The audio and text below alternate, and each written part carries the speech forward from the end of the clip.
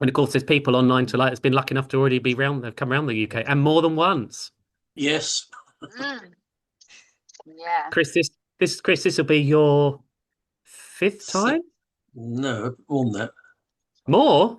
I think so. Yeah, I think it'll be Oh, my my word. sixth. I was looking up my diary anyhow. Yeah, no, fifth or sixth. Who Chris is cares? It's just, and Chris is such a pro. He won't even need a map for this. looking at maps. I had another check on the Mac Loop thing. Oh yeah. Um, it's actually bigger than we've actually anticipated. I think we're only doing half of it. Oh There's yeah. Yeah. another There's bit. more. There's more of it, isn't there? Yeah. That there's a bit by the lake. Because I'm looking at some pictures of things flying over the lake. I thought, well, we don't go over the lake. We just go through the Maybe. sharp bit. Well, maybe that can be a nice little alteration to this year's one. I think we should do something like that. Yes, yes. If we go in by Barmouth and then go down to All Machynlleth and right. then come out that way and to Snowdon. Absolutely. And there, look, see, this is all a bit of flight performance and planning, isn't it? Yeah, yeah. The planning of it. List. Performance-wise, I don't think we're going to quite reach Mach 1, though, if I'm honest. No, We'd be lucky if we managed Mach point 1, I think. exactly. Yes. Cool. All right. So, as always, sorry, just bear with me. My computer's flashing up something. Don't need to do. Ask me later. That's it. So, what is flight performance and planning all about as a subject? Go on, somebody be brave and speak up. And then Ross has got his whiz wheel out. Yeah, it involves that, doesn't it? Well, as the title would suggest, it's about going flying, but we need to look at the performance of our aircraft, don't we? As what it can and can't do, whether that be altitude, speeds, endurance, so length of each leg or flight, total time, depending on the weight and balance of the aircraft. That's going to be involved as well. And the planning, yeah, we do. We're talking about not just going around a circuit here. We're talking about doing a NavX. So, what is I'm just setting some background. What do we constitute as a navigational exercise? really fun. Like last time we were doing Go on, somebody be brave. Go on, Ross. Well, then, okay. Map reading. Yeah, Yeah. yeah. I'd go along the lines of that. Yeah, map reading. What else? So if I said, come on, let's go on a NavX today, a navigational exercise, what does that mean? You will need to check the weather. You will need to check the route itself, because you cannot go everywhere just like that. Yeah, there's going to be You- lots of things involved in what we'll need to do to make this happen. But what is it? What I was after first is just simply, well, it probably means we're not going to go just simply hovering or just around a circuit. We're probably going to go outside the ATZ, aren't we? Now, whether we visit another airfield or a private site is another matter. But we would consider the moment you go outside the ATZ, you're on a NavX, you're navigating. I mean, in truth, when we go around the circuit, we're navigating, aren't we? But we're not exactly doing traditional methods of heading holds and track crawl. Well, we kind of do track crawl, but we're not necessarily using the GPS or VORs or. See you later, Megan. See you in the morning. That's all running now, Megan. Yeah, excellent. We can fly a circuit just by visually seeing typical turning points and things, can't we? Or just fly a rectangle in the sky. But the moment we're going outside the ATZ, even if we have local knowledge, we're definitely doing some sort of navigation, track crawling, heading, holding, maybe couple that with using the sat nav, etc., etc. So that's how I want you to think of it. Leave the ATZ, you're navigating, and certainly in training, that is how we view it. Now, of course, in the early days when you first learn to fly, you probably don't realize what's going on behind the scenes. Us instructors are doing all that flight performance and planning, thinking of the threat and error management so that we can go and do maybe straight and level flight or climbs and descends. but we're working hard in the background, navigating at that point in time, both horizontally and vertically. Okay, so come sit down. You don't have to stand. It's all right. I won't put you in front of the screen. They're literally all standing right off, so they can't like. Don't worry, I will ask you some questions. I'm a newbie. Yeah, it's all right. It's okay. It's all part and parcel of it. I'm gonna head off. All right, Sarah. Enjoy. Take it easy. We'll see you Thursday. Thursday. Fingers crossed for the weather. Thank you, yeah. Thanks for everyone. Yeah.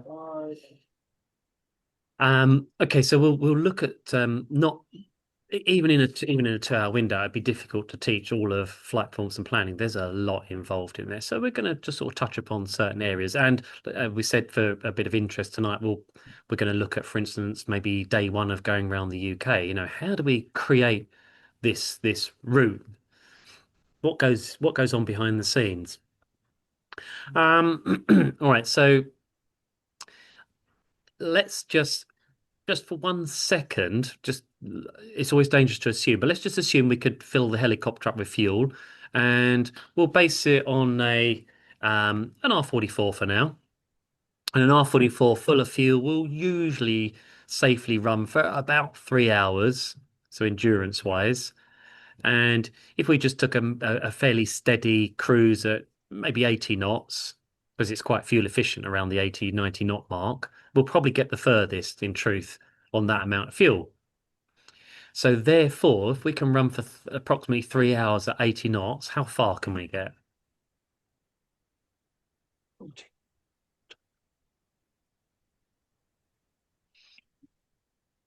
So 80 knots, so 80 times 3 is 240. 240. So can we get 240 miles? No, Who said no? you're right. Well, you're brave, Uri. Why a no? I mean, the math's good. Because 80 yeah, times 3. that's a full speed, and we need to kind of a budget for the time that we depart from the airport, Yeah. kind of do all the checks. Then obviously we need to reach the 80 knots. Then we fly, and then when we are planning to land somewhere, we need to kind of a budget for the safety You can eat and that if that sounds right. and Yep, sorry. yeah, so we need to kind of a budget for the kind of we need to obviously know if the weather is good and need to keep a reserve before we land. That's right. So maybe like 100, I would say 180 miles, kind of it might be realistic from top of my head, but the exact calculations will be necessary. Very good, Uri. Yeah, pretty good. So has anybody else got anything they might want to add on that? So all we're asking at the moment is, I just say, let's just assume 44, we're light enough to take full fuel, and it'll run typically for 3 hours. Certainly hers will happily run for 3 hours. That's with a tiny bit in reserve, not a lot, but a tiny bit in reserve that will keep it safe. We're asking, would it make 240 miles therefore? And of course, it might do. What if the wind's in behind you? What if the wind's in front of you? What if it's thermic? Yeah, so old glider pilot over there riding the streets. Oh yeah, absolutely, it does. Yeah, absolutely. And what if you've got to divert around something? What if you're not flying in a straight line? You still cover. John very quickly, stuck his hand up. Yeah, exactly. So these are all things that can impact. So also we're talking about, hopefully somebody say, yeah, but you look at where the wind is before you go flying. Yeah, okay, but we're talking planning this, when we do some of our big journeys 6 months in advance, I've got no idea what the wind is going to be on that day. Absolutely no idea. So we've got to try and work a route where we play slightly safe, haven't we? We've got to almost assume a worst case scenario, i.e. a headwind, for instance. Therefore, there's no way we're going to make 240 miles in one go. Would you assume worst case scenario from everything? So it might take you 10 minutes longer on the ground for, yes. Let's say, for example, lots of aircraft waiting to take off. Yes. And at the other end, waiting for slots. So we've got to build in there that kind of being delayed, etc., headwinds and those sorts of things when we're trying to do this plan. We're not talking, let's say the easiest way to show you will be on SkyDemon, but if we were to look at a 1/4 mil chart or a 1/2 mil chart, We've got to start factoring roughly how far from can we get with the fuel we've got, not knowing what the winds are going to be, not knowing how the delays are, The point of safe return and point of equal time and stuff. You have to kind of thing. think about that kind of stuff if you're going over Yes, like large areas. absolutely. Yeah, So, totally. yeah. Yeah. If we were to look at sort of day 4, which is on round when we go around the UK, is our sort of really big one because we go from one side of Scotland to the other. We go typically we actually go from the top of the Lake District, not quite all the way around the top of Scotland, but up to sort of Oban, slightly higher through the locks up to Inverness, and then wiggle down through the yeah, that's it. So it's hostile environment.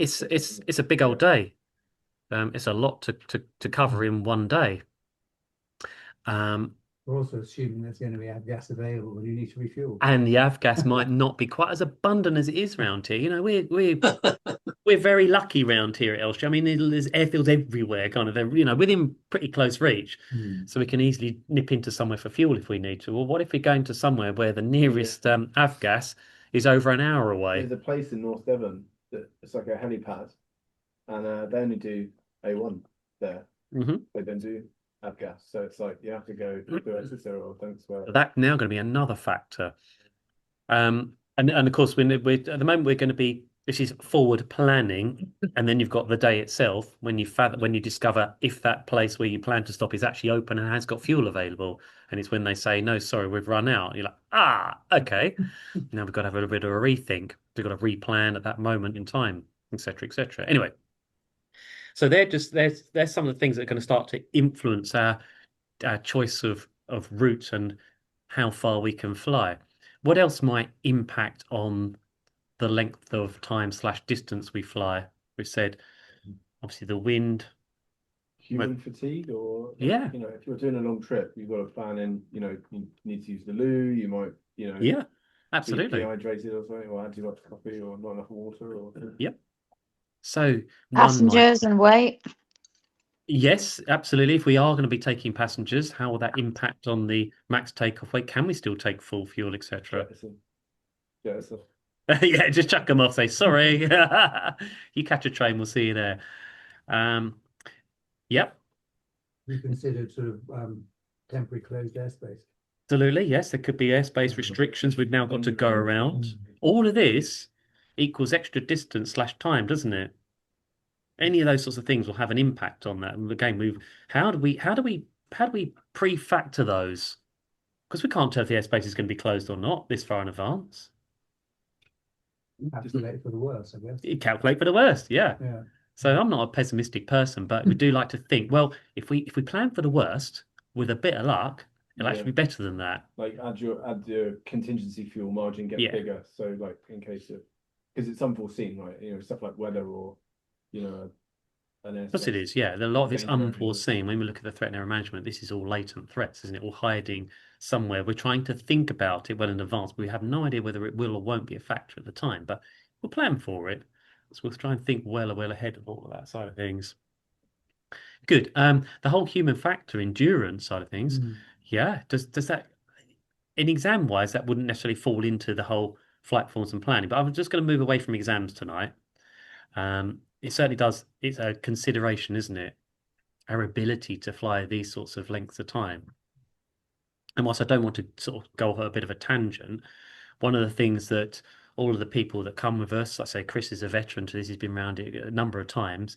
You have to learn when it's all not very busy, there's no controlled airspace, you're just cruising along, how to just really kind of just sit back and relax and just settle in for the journey, so you're not burning up your energy and your capacity. A bit like if you've got a long drive, don't try and drive it flat out like a mad person. Just settle back, so that you've got that ability to last that long, the endurance, the capacity. Okay. Right, so let's get on to the extra fun bit. Unless somebody's got anything to ask about that. I just make the point, make sure you've got some food in the cabin. Oh yeah, absolutely. Food and water. You've got to be well fed and hydrated. Yeah. Haven't you? Yeah. Nice decent breakfast in the morning. And take lots of goodies with you for the journey, slow release foods and whatnot. Yeah, you've got to look after yourself. And then that way that doesn't become a big problem then. we all seem to cope quite nicely. And at the end of the day, when we do these trips as well, you've always got an instructor with you that you can lean upon. You can just ask us to fly it for 5-10 minutes, whatever. It's not a problem, is it? Then you have to bring enough food for two. You got to bring enough food for two. Yeah, absolutely. We're more than happy to take over. Right. Let me just check. I've got a nice blank screen for a minute. Yes, I have that one. Let's do a quick bit of sharing.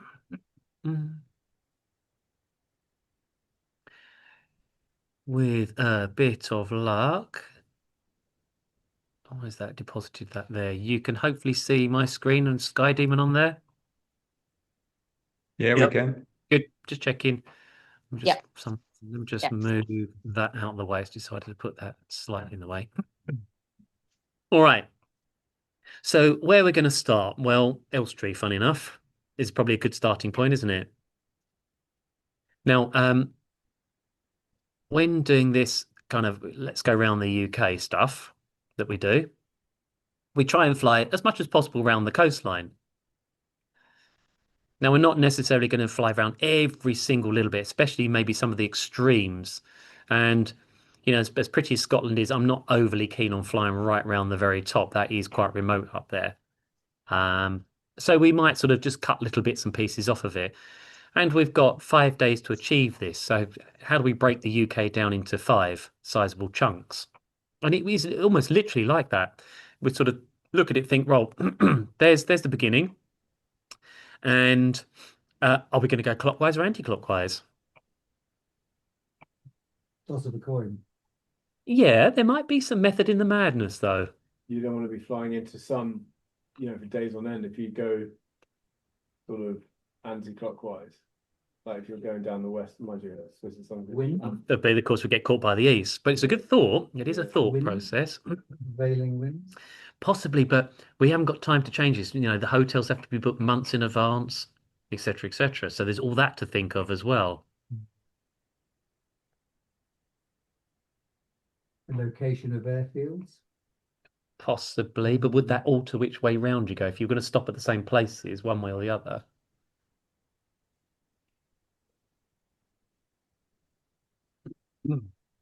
Okay, there's a couple of schools of thought. Anybody else got any ideas of why we might go one way rather than another?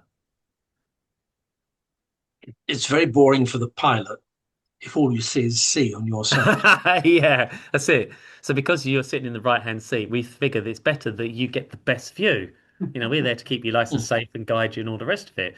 Well, the last thing you want to be doing is if you look out the left-hand side is a lot of sea. I mean, it's quite good for 5 minutes, but after that is, yep, it's still the sea. Whereas if you look at the right-hand side, you've got the pretty sea and the rest of it. So you get a slightly better view out your side, of course. Yeah, so therefore we tend to go clockwise. There's another reason, though. I wouldn't expect you to pick up on this.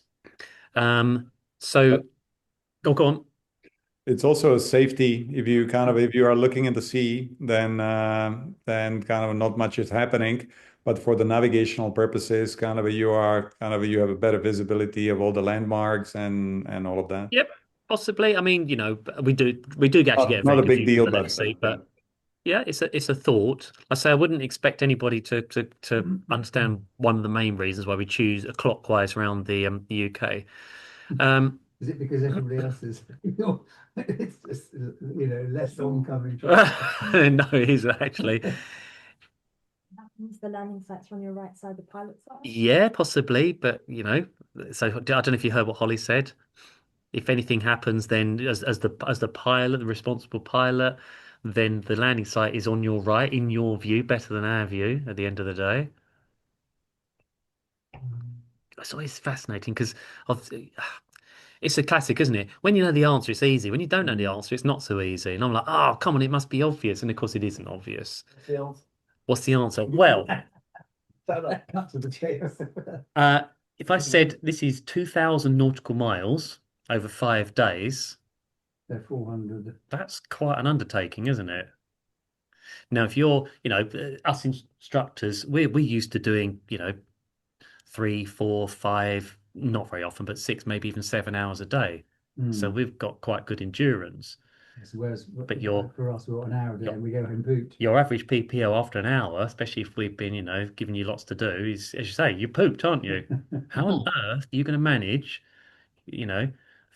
4 or 5 hours a day over 5 days. You have to build up to it. Oh, I So see. we Okay, yeah. so we want day one to be not too demanding, and then we can build upon it then. And one of the most demanding ones will be around Scotland. So we're trying leaving that as to not as late as possible, but if you understand. So therefore, if we were to start off at Elstree, day one would probably get us up to around about Northumberland area. Day two is around Scotland. That's quite a big demand. That's quite tricky. Also, no guarantee of this, but allegedly 75% of the time the wind comes from the southwest, doesn't it? That means when we're trying to get through this part of Scotland, we've got a headwind, and this bit's relatively remote up there. Well, it's not actually that remote, but to try and get to Oban is a bit of a stretch. So it's easy to go the other way round. Oops, who is that? Oh, it's my wife. Head southwest where you've got loads of So, fuel stops. on that basis, so from Elstree, you're going to sort of, I might have missed this earlier, I don't know. You then like heading down to Penzance and across Yes. to St David's Head or Padstow. something.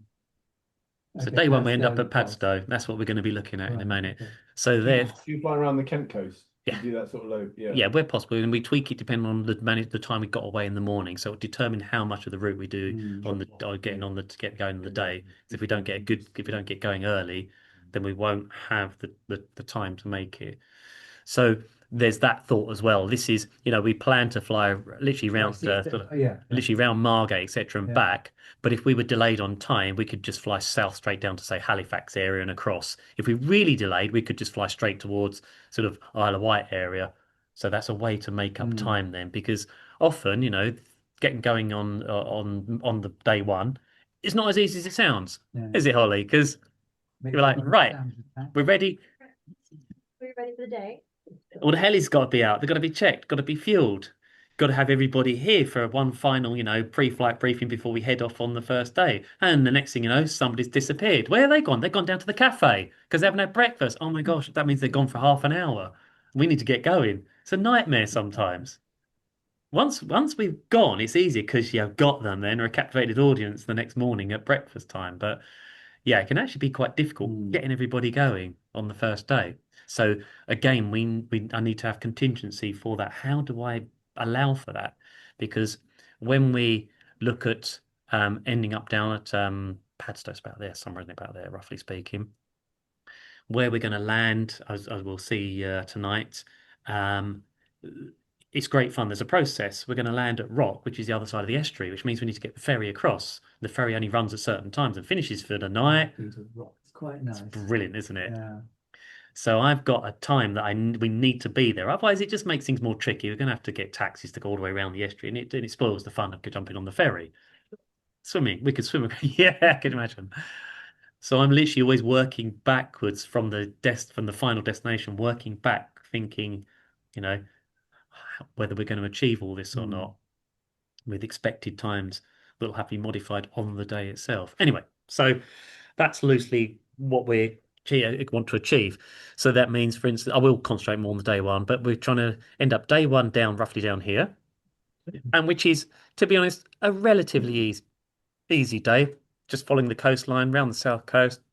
There's a bit of airspace to sort of contend with, but nothing too tricky. All being well, round Land's End, back up the northern Cornwall sort of coastline, etc., and end up at Rock. So not a particularly difficult day, not too bad. One to kind of get you going, as it were.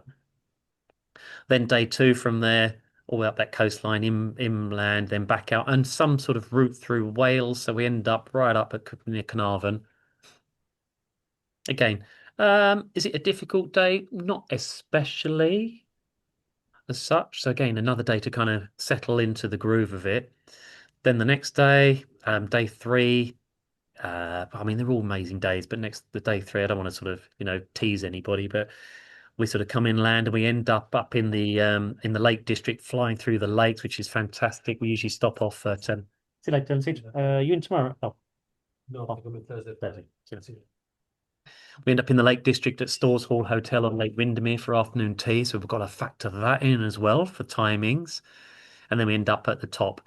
And that's kind of really got us ready now after 3 days of settling into this, ready for day four, which is quite big. I say it's up around Scotland, right the way through the locks, through the sort of Cairngorms, etc., and we end up in Northumberland up there, and the last day just down the east coastline,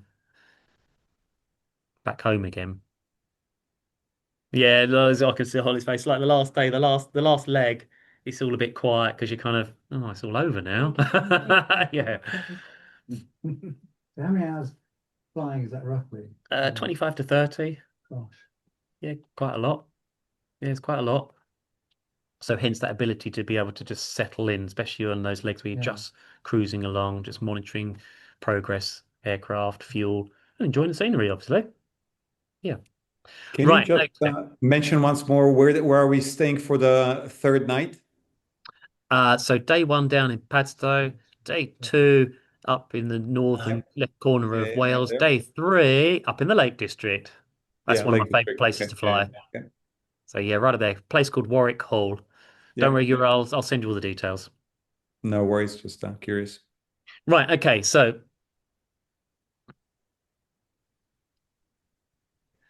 I've just zoomed in a little bit now. Elstree.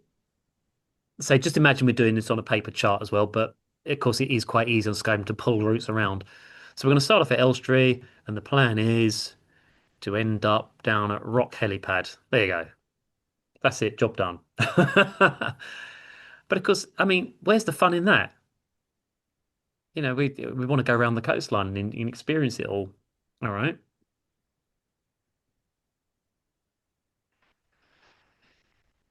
So we could sort of just start loosely pulling our route around and maybe go to some sort of key places.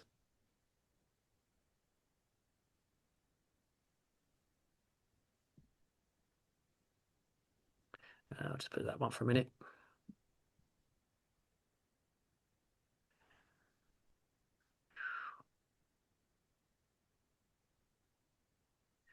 Put a little bend here, a little bend there. It's always good fun to nip across to the Isle of Wight, of course, especially those who've never flown around there before. Let's put a little let's put that one in there. How does it work with all the, sort of maneuvers that are happening in like Lid and stuff, Well, ranges, or this is off the coast of Devon and yeah, this is Cornwall? what we're going to cover tonight, or try and cover as much as we kind of can. So this is us sort of, creating this route. So I'm just sort of just putting in loosely at the moment, just to get a bit of a feel. Oh, we're just gonna have to move you. Sorry, you guys are all in the way. And girls, let's just put you over there for a second.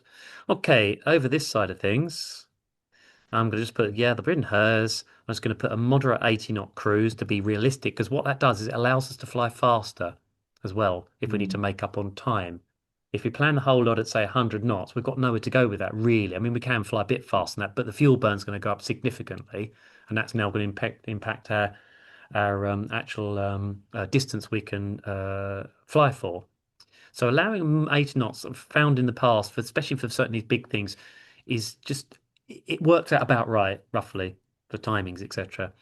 Okay, up in this top right-hand corner, it's giving me a bit of an idea. Allegedly 490 nautical miles and 5.5 hours based on flying at 80 knots cruise. But just left us today or tomorrow. So that could easily have a headwind in there, for instance. Okay, so clearly we're not going to be able to do that in one hit. We've got to work out some stops. Okay, now we could attempt to put, what, 5 stops in there? Just break it down into 1 hour legs, thereabouts, roughly speaking, something along those lines. That's too many. Perhaps too many. Why? Oh, surely just have a fly for a little hour and then stop and then fly and then stop and fly. Yeah, but I also think of the cost of actually when you're landing, the shutdown process, the startup process. It would, yeah. There's definitely a cost consideration in there. What else? The time to do that. The time. So those of you that are already flying and all the rest of it, if you go and land at an airfield that you perhaps not visited before and you wish to refuel as well, how long does that process take? So for instance, from the moment you kind of maybe land the helicopter to lifting off again. So you've got to land, shut down, stop, refuel. It's at least half an hour. Oh gosh, isn't it, Beth? Yeah, minimum. Yeah. I mean, if you do it in 30 minutes, I'm impressed. Go get coffee. Go get coffee, lose everybody. Like, now where have they gone? I've all gone for a wander off to go and have a look in that hangar. Oh my God. For stop. Aircraft to fuel up as well. If it's a busy day, Yes. you know, there might be like 7 or 8 other aircraft that are all queuing up waiting Yep. for the Bowser or whatever. That's right. So you're all after the same fuel quite often, etc., etc., and these sorts of things. So There might be supercars in a garage. yeah, can't imagine where that could be. Yeah, so when you go to Leeds East, there's a company there that's just got a massive, great garage full of supercars, and of course, you can't but not go and have a little look because they're very welcoming and let you go and have a good old look at them. And so, yep, there's an hour gone minimum. So, of course, if we did, for instance, something like 4 or 5 stops, we're going to lose 4 or 5 hours. That's a lot to lose, isn't it? So we can't realistically do What that. time is your time of arrival at Rock? When you want to, what is it? Just working back your theory. Being true pilots, it's all based around also eating, I'm afraid. Time for dinner. We do not want dinner to be rushed. We want time to be able to relax, get ourselves changed, etc., etc. It shouldn't be a mad scramble for the downstairs, which it sometimes is, but and dinner not too late because we've got another long day tomorrow, and we're going to want to sit and chat about what the experience of the day and all these sorts of things. So you want to be landed by what, 5? That's quite often what we pitch for, for at least an hour of slippage.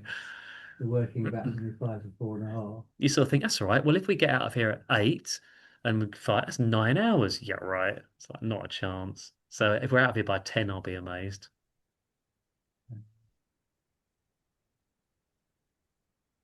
So we're lucky if we've got 7 hours. Total 4.5 of flying, 5.5 one break, 6.5 2 breaks. That's it's going to be 2 breaks then. Potentially 2 breaks. Yeah, that's right. And therefore that would take that down to maybe sort of 2-3 hour legs, but that's still quite a lot on the first day. It's quite hard going, isn't it? So we really do need to factor in 2 stops plus the final destination. So one would say 3 stops in total, but the third stop being our ROCK HELIPAD. Is everybody okay so far with that? Sort of following along. So a little zoom out. So think, okay, well, if it's not the refined route, but this is loosely the route, we're talking about putting 2 stops in here somewhere. And so visually, I don't know, somewhere in this area for 1 stop, and then somewhere maybe down here for another stop.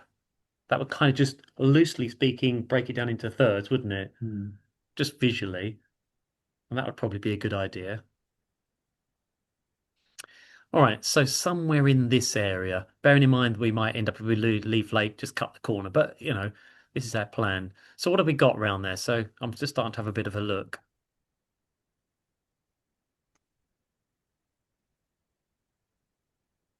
Sure.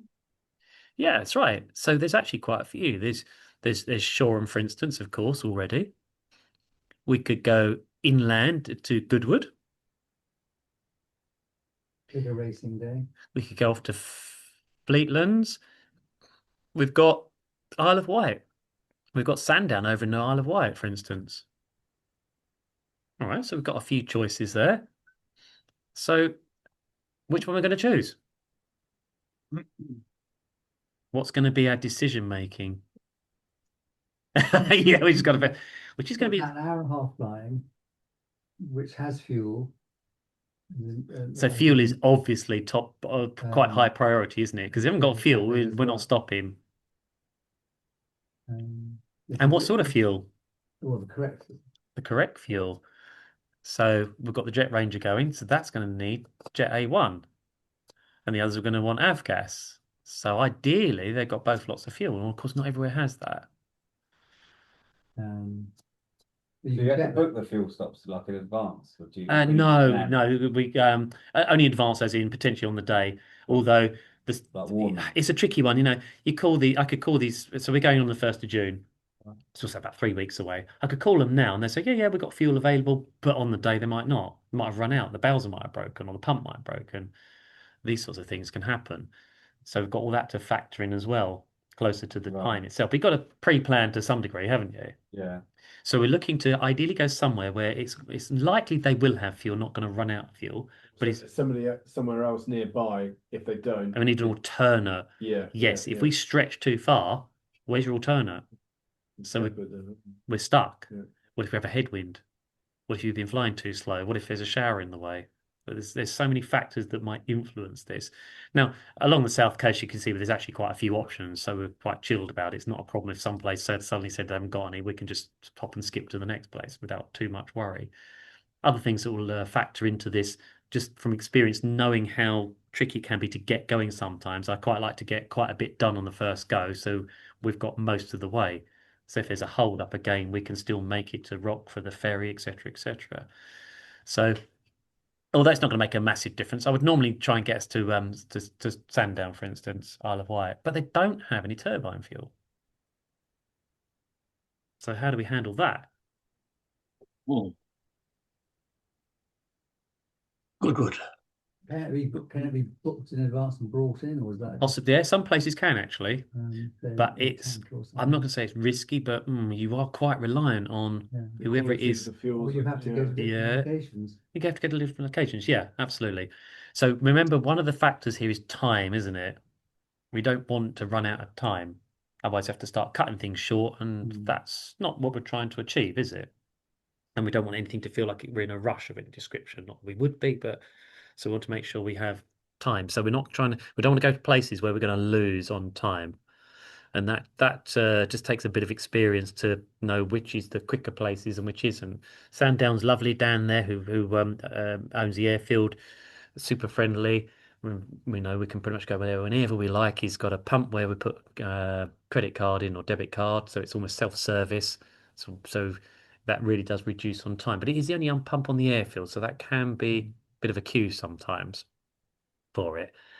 And if somebody's on the pump, you have to land away from it, which means you're going to have to start up and reposition, and it all takes time, doesn't it? So it is a thought, but we do like to go to standard, but there's no turbine fuel. One of the obvious choices, though, and we have done it actually a few times, is Goodwood. They've got both avgas and turbine. I've been there a few times, and They have yeah, cool old planes you can look at too. they've got cool old planes, but what's the? I don't want to say there's a downside to Goodwood because it's a really nice airfield and really friendly. But the impact, Beth, what's the impact? Time. Yeah, it's a time thing, isn't it? You can Yeah. lose quite a bit of time there if you're not careful. Mhm. So it needs to be a fairly sort of slick operation. Yeah. So The so cafe's good then. yeah, that cafe's good, isn't it? But this is the problem then. Everybody's sitting down at the cafe. You think, hang on. Yeah. So this never crops up in the books, does it? When you look at flight performance and planning, the book never mentions about, but watch it because you'll lose all the other pilots in the cafe. Or to go and look at the Spitfires and talking to the pilots. Um, all right. So how are we going to solve this problem then? Yeah. We need air tags, but with a little electric shock on them. Could you do a rotors running refuel on the Jet Ranger and just tell everybody to stay in their Robinsons and then crack onto the Isle of Wight? Yeah, well done, Beth. So that is definitely one of the ways we can handle it. So coming around here, Jet Ranger peels off, goes into Goodwood with a pre-arranged rotors running refuel because we can safely do that with turbine fuel. No problems at all. So we don't have to get out the aircraft or even shut down. We can just put it down onto idle. They fill us up. Also, the Jet Ranger, as long as it's not got too much weight in there, 4 hours it'll do. Yeah, Jet Ranger's quite good. It'll do about 4 hours. So that makes a bit of a difference. So therefore, if the Jet Ranger quickly dives into Goodwood, refuels, we can then still meet up with you at Sandown and just say hello and assist and whatnot. And we've still got well over 3 hours worth of fuel at that point where you've just got 3 hours of endurance in the 44, for instance. So that works quite well. The Cadbury, by the way, again, if you're not too heavy, that does 4 hours as well, which is very good. So it's only the poor Robinson that's limited to 3 hours. Okay, so that would certainly be my thoughts. So we're going to need to create two routes really. We've got the Jet Ranger, and then we've got the we'll just say the 44th minute, the Robinson route. But at least we've got an idea now of what we're doing with some backup plans that if Sandown for some reason doesn't have fuel, okay, you could easily just turn back and come back to Goodwood, for instance. It's really not that far back. We'll just see you back there if for some reason they haven't. But we call them anyway before we leave. So as we're about to fly out of Elstree, a quick one of the team calls Sandown, just double checking you've definitely got avgas. Yeah, plenty of avgas, no problems, blah blah blah. Great stuff. And a quick call to Goodwood. Still all right for that rotor's running refill? Yep, no problem at all. We're expecting you. Excellent. Off we go. Okay, so in SkyDemon, I'm just going to put, so I've right-clicked on it, and I'm just going to put land here, because what it does is it very handily now breaks that down into one of the legs. And we can see, allegedly up here, you know, that's 2 hours and 26 minutes, 194 nautical miles, which would sound about right. Okay, so working on the fact we can do sort of 3 hours, there's room for, certainly wiggle room in there, no problems at all. So then want to look at that route again, maybe tweak that route as necessary. Now this is all about the experience. This is not try and get there as quick as possible. This is meant to be all about the experience for the people that we're keeping safe. Chris, etc. Beth's been on this before as well. So we wouldn't necessarily just try and straight line it straight out to wherever I've drawn over there for now. We might want to say, look, who fancies going through the city zone on the way, just for a bit of fun? If they won't let us through, fine, we won't do it. But yeah, why not? I wonder what impact that will have on our route. So we're just trying to remember 2 hours 26. Now, of course, we can't just go out of Elstree like that. If the wind will allow, we can go out via Bravo, no problems at all. And the chances are we'll probably sort of go, loosely speaking, South Mims. Head off over here. We'll probably go, we can go over the top of Stapleford, but if we're careful, we'll go through here. Bearing in mind we're going to be, oh, sorry, I just said we're going to go down the, silly me. We're going to go down the lakes. Again, remember, this is still not necessarily the refined route. This is just starting to build it with a little bit more degree of accuracy. Down towards the O2. And then if they'll let us, we'll follow along the Thames.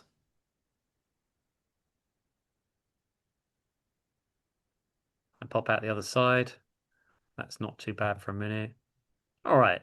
Yeah, it's added a little bit on. Not too much. 2.5 hours at the moment. Okay, so that's still doable. We've got gas venting systems to be mindful of, so we might need to just make sure we go around the edge of those, etc., etc. So far, so good. Now, not a massive fan of flying over a lot of water if we don't need to. So perhaps we ought to be a little bit more kind of hugging the coastline. 234. No, that's okay. Not too bad for a minute. And we'll start looking at more detail if there's something we also need to avoid. Round there, down there. Okay, now there's a bit of red down here. Yeah, there's yeah, hide and mid ranges. Yeah, live firing ranges, and there's a nuclear power station I think in Dungeness. There is, but a bit like, notice how we've done this first of all. A bit like when we do weather, we look at the big picture quite often first of all, don't we? So we notice how we zoomed right out the map and just started to almost break the UK down into 5 days to get an idea of where we're likely to end up each day. So we started off, zoomed right out, and then we've slowly gone in further and further. So right now, I'm not going to delve into the real fine detail yet. We're still just trying to, this is choice of route. Why, you know, the choosing the actual routing we're going to take, and then we'll tweak it even further. And indeed, on the day, might have to tweak it again because of a NOTAM that's cropped up. So I'll look at some of this in a minute. So I'm still just going to draw that kind of rough route, as it were. Yep, via Hastings. Past Metal Mickey, Chris. No. No stopping off there today. No stopping off there. It's a good place to land if the weather goes crap. Look, ask me later if we've got time. Chris and we'll tell you about the story of Metal Mickey. Okay. It's well, that's where I was born. Was it? Yeah. I grew up in Rye, but yeah. All right. So Metal Mickey's place. Is it? I can't remember if it's in between Hastings and Bexhill or if it's over that side. I'm sure it's about here, wasn't it, Chris? You see where it says Palmer's Farm? It's very close to that. Yeah, okay. Oh, I see. That's it, yeah. It's around there, yeah. Around there somewhere, isn't it? Yeah, okay. Yeah. Well, we'll come to that story in a minute. Yeah. If we get to it. But it shows it's a small world, isn't it? Oh my God. Yeah. Anyway, around the coastline. Yep. So we'll work on the Robinson 44 for a minute because I now know the Jet Ranger is going to hopefully dive into Goodwood, grab fuel without stopping. I'll have to pre-arrange that.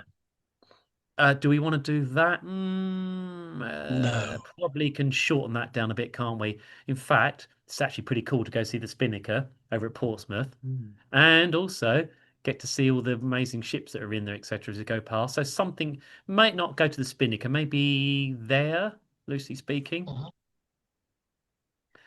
Cut across. Sort of ride. Let's have a look how we're doing. 2 hours 34. It's okay. We've not impacted too much at the moment. And of course, you've got to go around the coastline of the Isle of Wight. Okay, something along those lines. How are we doing? 2 hours 38. All right, so it's still within the magic 3 hours. We've just taken that as an example. 22 minutes of contingency.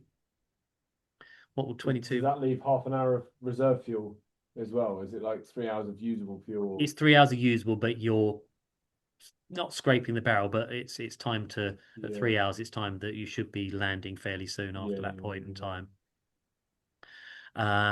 Not all 44s are like that though. I think I said to you earlier. I have flown some that 18 gallons an hour, some bad Raven 2s. Well, there's no way it'll do 3 hours. Not a chance. Absolutely no chance. Okay. So it's sort of safely 3 hours, but after that, yeah, I really ought to be landing to still have the sensible amount on board with our ones, the way they fly. Okay, so it's still within that magic 3 hours. Does it allow for a headwind? Well, at the moment, this is all based on it being a 310 degrees wind, so ish, sort of, loosely speaking. So not too bad. So I'll be happy with that for a minute, because if we think it's 210 nautical miles, so that should be perfectly achievable. But with the view of course, if the Robinsons are flying around here thinking, we haven't got enough fuel to safely get to the Isle of Wight on that route, fine, just dive into Goodwood then with us. So we've got backup plans, haven't we? We're always thinking about that diversion.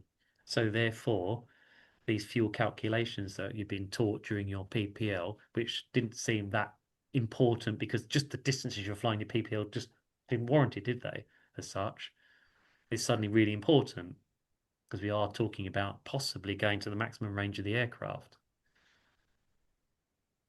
When we get to those more remote areas, if we were to look at the Wales and the going around Scotland, yeah, it's a big difference. Your diversion aerodrome could be over an hour away.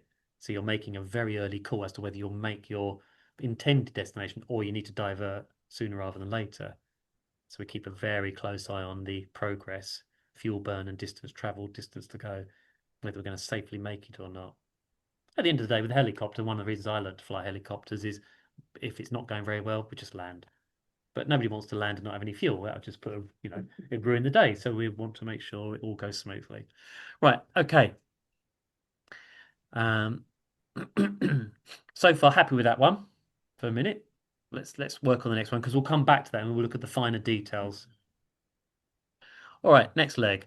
So refuel at Isle of Wight, say hi to Dan, etc. Maybe grab a quick cup of coffee, and then we'll get out of there. We're not going to fly all the way around the Isle of Wight, but it's pretty cool whilst we're there to certainly go around past the Needles, etc.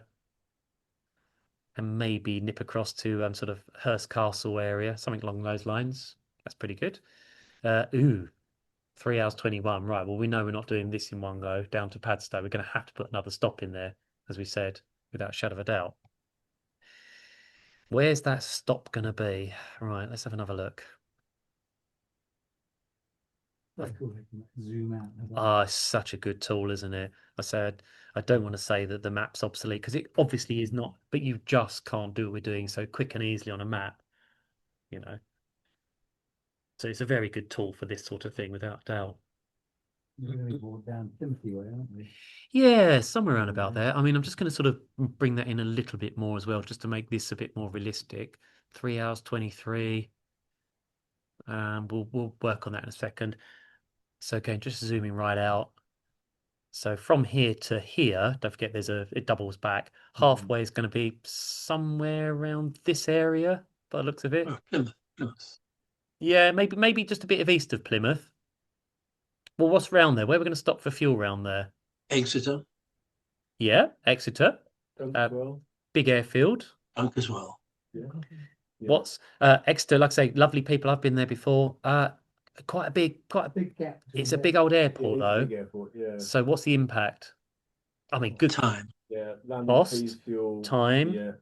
So, although, do you know what? Big airports doesn't mean to say they are going to be expensive. It is one. So therefore, I say I don't want to say don't go to Exeter. By the way, that's not what I'm saying. No. But it would be something to have to look at in greater detail. Whether we'll get time to that for that, I don't know tonight.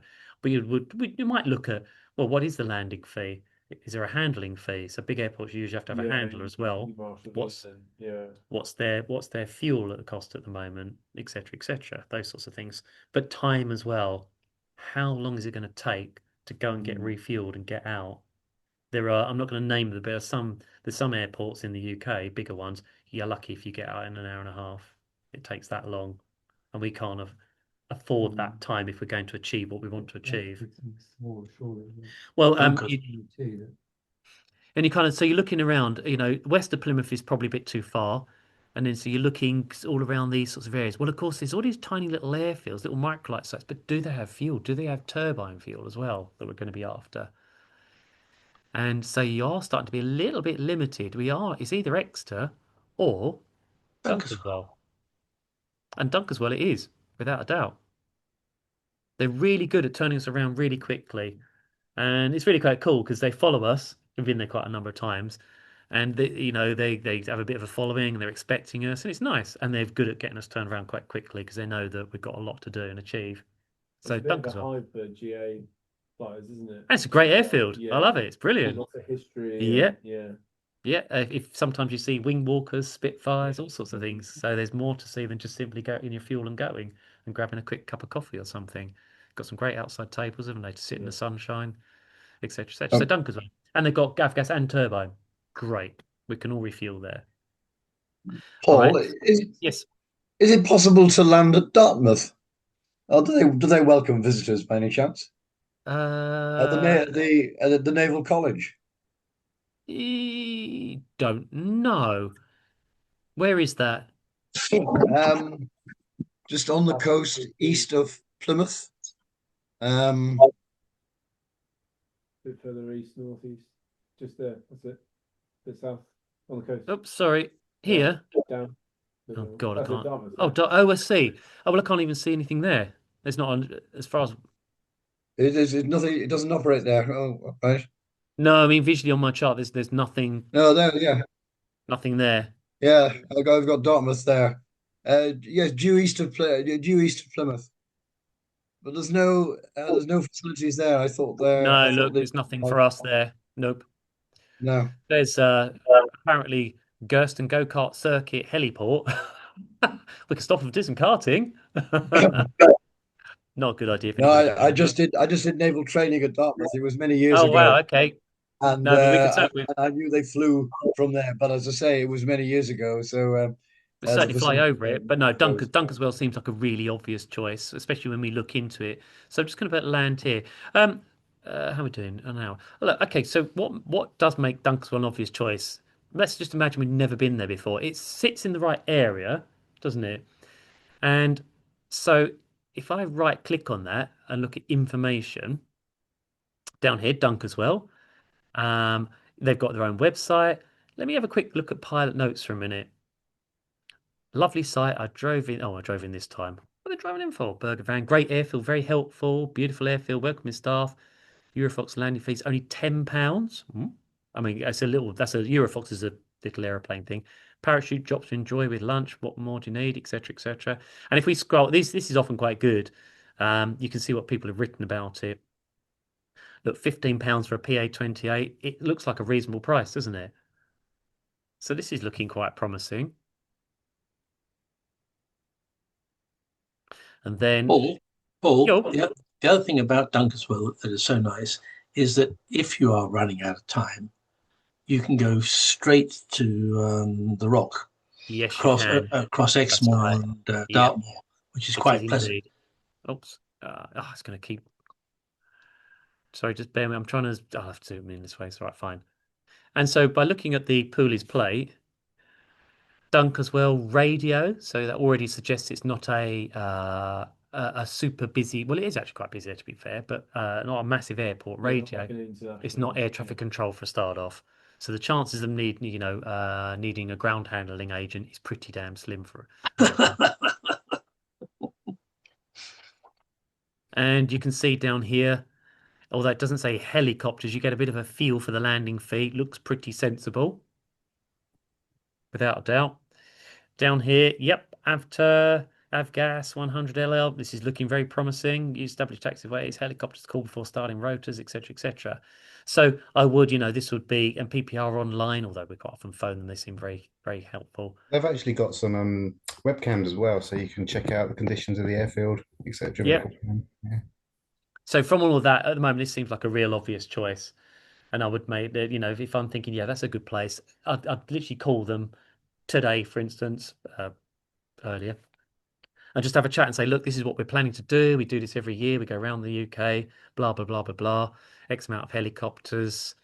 Can we come in and refuel and etc., etc. And they'll have a good chat. And yeah, of course, no problem. They can tell us where the pump is. They can, let us know close to the time, what time you come in, and we'll try and, if possible, make sure the pump's free so you can get straight to it, etc. Not that it's a race, but we just don't want big hold-ups, do we? And that's all that PPR side of things, isn't it?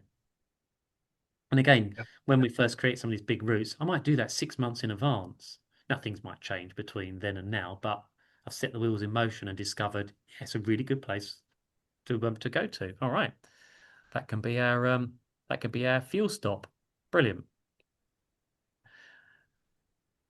How are we doing? 1 hour 25. All right, okay, so that's not a particularly big leg. And like Chris said, if we are running short on time and looking at the opening times, if we're time's slipping away from us, Across Dartmoor. yeah, when we look, we can actually just cut through here and down and make up on time if we have somehow fallen behind because of maybe the weather. We couldn't depart early. Margaret's house. Go via Margaret's. Yeah, hello, Margaret's on there. Yeah, of course. Yeah. So again, we've got contingency, haven't we? We've got backup plans. Got a lot. We've always got many backup plans. We start off on plan A, and by the end of the day, we're way down the alphabet, aren't we? Quite often, because we have to modify things. All right. So I'll fine tune that one in a minute. We'll fine tune that one. Right, refuel. On to the next one. Let's have a look what this is suggesting. 2 hours and 6 minutes. Okay, well within the budget of 3 hours. So that's looking very promising. But well within the 3 hours of landing at Rock, but Rock doesn't have any fuel. I was literally just going to ask if they have fuel there. No. So what are we going to do about that? Refuel at Newquay. Yeah, now we could refuel at Newquay, and then it's a very short hop into Rock. But we're going to a confined area landing, basically. You need less fuel, really. So you're already starting to plan the next day and where you're refueling on the Tuesday. Yeah, so these are often the things that get overlooked and missed. Ideally, confined areas, we're going light, don't we? So we've got performance. Performance usually equals safety, doesn't it? Less likely to get into vortex ring, you've got power to get out of trouble, etc., etc. All these sorts of things. We don't want to go in heavy. Now, the 44 that we're talking about in a minute, it's only going to have 2 people on board. But it might be loaded up with a whole load of luggage. Not that we take loads of luggage with us. We normally try and restrict everybody to one sort of carry-on size suitcase. You don't need a change of clothes every night, etc., etc. Not everybody listens to that, though, Paul. Yeah. Shame Amara's not here. The first time she came around, she rocked up with about 4 suitcases. We're like, whoa, hold on 1 second. She's got these amazing outfits for every night and all the rest of it. So yeah, we're going to need to cut that down a little bit. I'm only joking, Amara. But what about if you are rowing the 22? All right, you won't be having any luggage on board.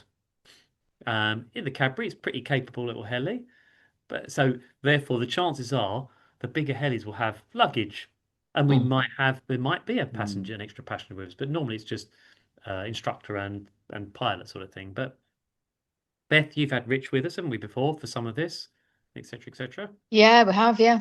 Yep. So ideally, when we get into these destinations, because we are landing at either hotels or places like Rock, we're not finishing up at an airport. We don't want to be heavy, so we are thinking about okay, but the next day that means we definitely need to refuel. Is it down to Niki refuel then? Yeah. Well, yeah, exactly. It could be. So again, we would think about what will be the impact of that. Time. Time again. Time and money. So you're saying it's Pad or Rock up to Carnarvon, isn't it? Yes. So you've got to do there as the same exercise for sort of. So if we said we've got, if we're lucky, because we've got to tweak this route in a minute, if we're lucky, the next day we've got 1 hour. But don't forget this, you've got to allow circle around land and then take off the next day. Don't forget still. We don't really have an hour of fuel for the next day. We might only have half hour. How far we're going to get in half an hour, judging by the scale of the map, not very far. We certainly won't get, back to Dunkers. Well, I doubt we get back to Dunkerswell the next morning. So we're looking for somewhere closer. And not that I want to concentrate on the next day, but it is a consideration, isn't it? Because it might mean that we have to refuel again before we do go into Rock. But something we don't desperately want to do, if possible, is go to somewhere, I don't know, like Land's End and take some fuel, because then the next day we don't have a potential 3 hours worth or thereabouts. So we're then going to have to add another fuel stop in, and it has an impact. So we're trying to be efficient with our time as well, and where possible, minimise on the number of stops we make. We have done before. Bodmin, really good little airfield, and he's only a short hop away. But they don't. Well, let me just double check. Last time they'd never had any turbine fuel. Oops, sorry, wrong plate. You could do a similar thing to Goodwood, and Jet Ranger can go up to that helipad on Heartland Point. And we can see they've got 100 LL, UL 95, but no. So it would appear they don't have any turbine fuel, so that's going to be no good for the Jet Ranger. But don't forget, the Jet Ranger will still have nearly 2 hours worth of fuel left in it, which gives us a bit more range. So we've got to think about the different ranges of the aircraft. Same with the Cadbury, it's still got a bit more range, hasn't it? So the answer could be that we will have to go to Newquay the next morning. There's nothing wrong with that, but it is a bit of an impact on time. It's not the quickest place to refuel. Mind you, they changed it last time.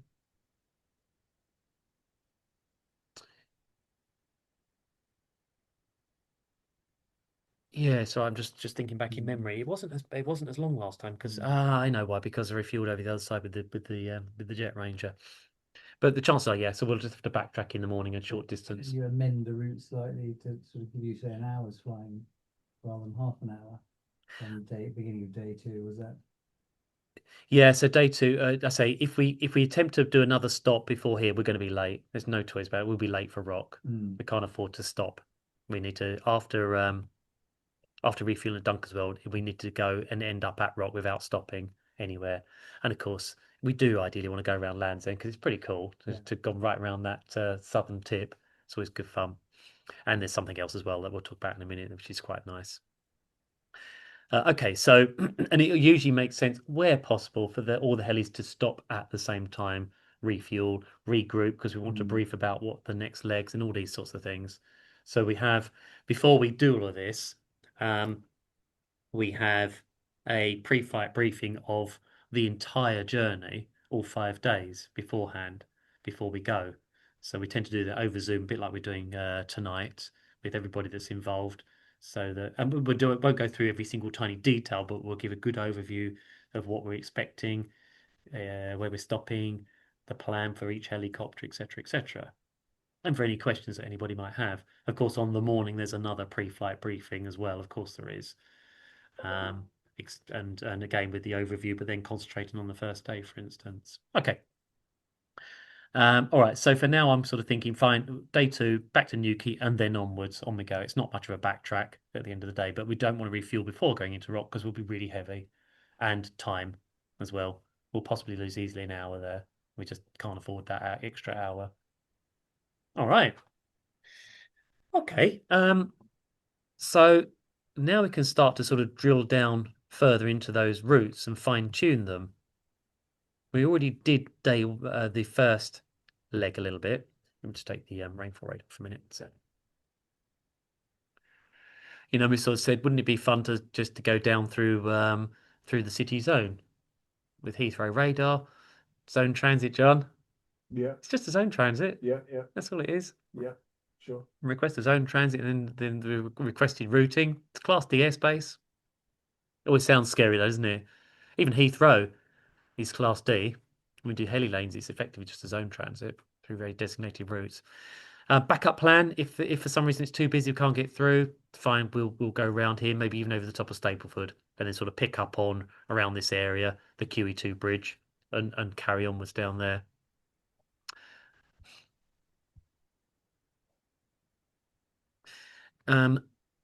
So we'd have to start creating frequency lists, wouldn't we? Heathrow radar through the city zone. There's the possibility of having to talk to City Tower, but I doubt it, but you never know, it might be. So we'd have that ready as well. Out of there, we can see that we're planning to go through Southend CTR. So again, another frequency change, zone transit, unless we try and remain clear of it.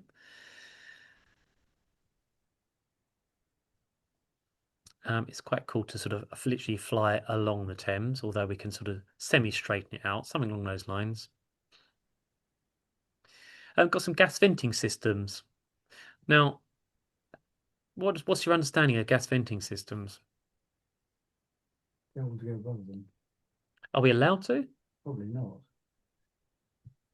You know, on the screen there, look, there's a magenta red circle around it. Looks like it's a case of we definitely can't fly through. But is there anything that says we can't fly through them? I'm not saying, by the way, that we should. I'm just pointing out whether we are allowed to or not, first of all. It's not red, is it? It's magenta. There's no So we reason are. why you can't fly over them as long as you're the right height, but just be aware of the thermals. Yes. So legally, yes, we can fly through there. Is it a good idea? Not really, because of the uprising thermals that come out of it. But so you can see there's guidance, as in don't fly below 3,500 feet. Well, Southend CTA, this one begins at 1,500. So if we try to go right at the top, we would be within the Southend CTA. I mean, the obvious choice at the moment is just kind of go around it, isn't it? And what's the mitigator? How would we know if we're going around it? Well, if we follow the coastline around there, then we are going to avoid it, aren't we? At the end of the day. Something else to think about with gas venting systems. Again, please do state the obvious because that might be what I'm after. It's not very straight up, is it? Good. So on a calm day, they go straight up. But where do they go on a strong wind day or a day with wind? Where the wind is. They go where the wind is. Yeah. So if it was a westerly wind, it's possible if you flew around the edge of them to the east, you might feel the effects of them. Depending on how strong the wind is, depends on how much it will rise. If it's quite a strong wind, it'll come out and almost go horizontal, more or less. So with a westerly wind, one might argue it'd be safer actually to fly down the west side of them, or even actually over the top of them, because the chance of experiencing anything is slim to non-existent. Whereas the easterly side, you might be affected. So, go on, Holly. With Curtis pipes and gas venting sites tend to have compressors underneath them, and they don't tend to like people flying over the top because it vibrates the compressors quite a lot. Yes. So there's all that to be considered. So therefore, it would be sensible at the end of the day not to fly over the top of them, to try and think about where the wind is blowing the hot air that's coming out of them, so we don't get caught in that in those sorts of thermals, that disturbance of it. And how we're going to mitigate from this? Well, we'll just follow that coastline, make it nice and easy to avoid them, then won't it? Yes, we've got our charts, etc., but visually, if we just fly around that part of the coastline, talking to Southend, of course, as we can see with the zone transit, off we go. So you can see that's somewhere we really shouldn't fly. That's a restricted area, isn't it? But we're not planning to. Hockey cokey, off over the Isle of Sheppey, got to watch out. There could be lots of little airfields, etc. Nothing but desperately to be tweaked about that. Whitstable, we've got potential. We can see the dates, 13th of May to the 17th of May. So 1st of June, not going to affect us. I can put, by the way, down in here, flight details. We can actually put the 1st of June in there. I say, why don't I do that?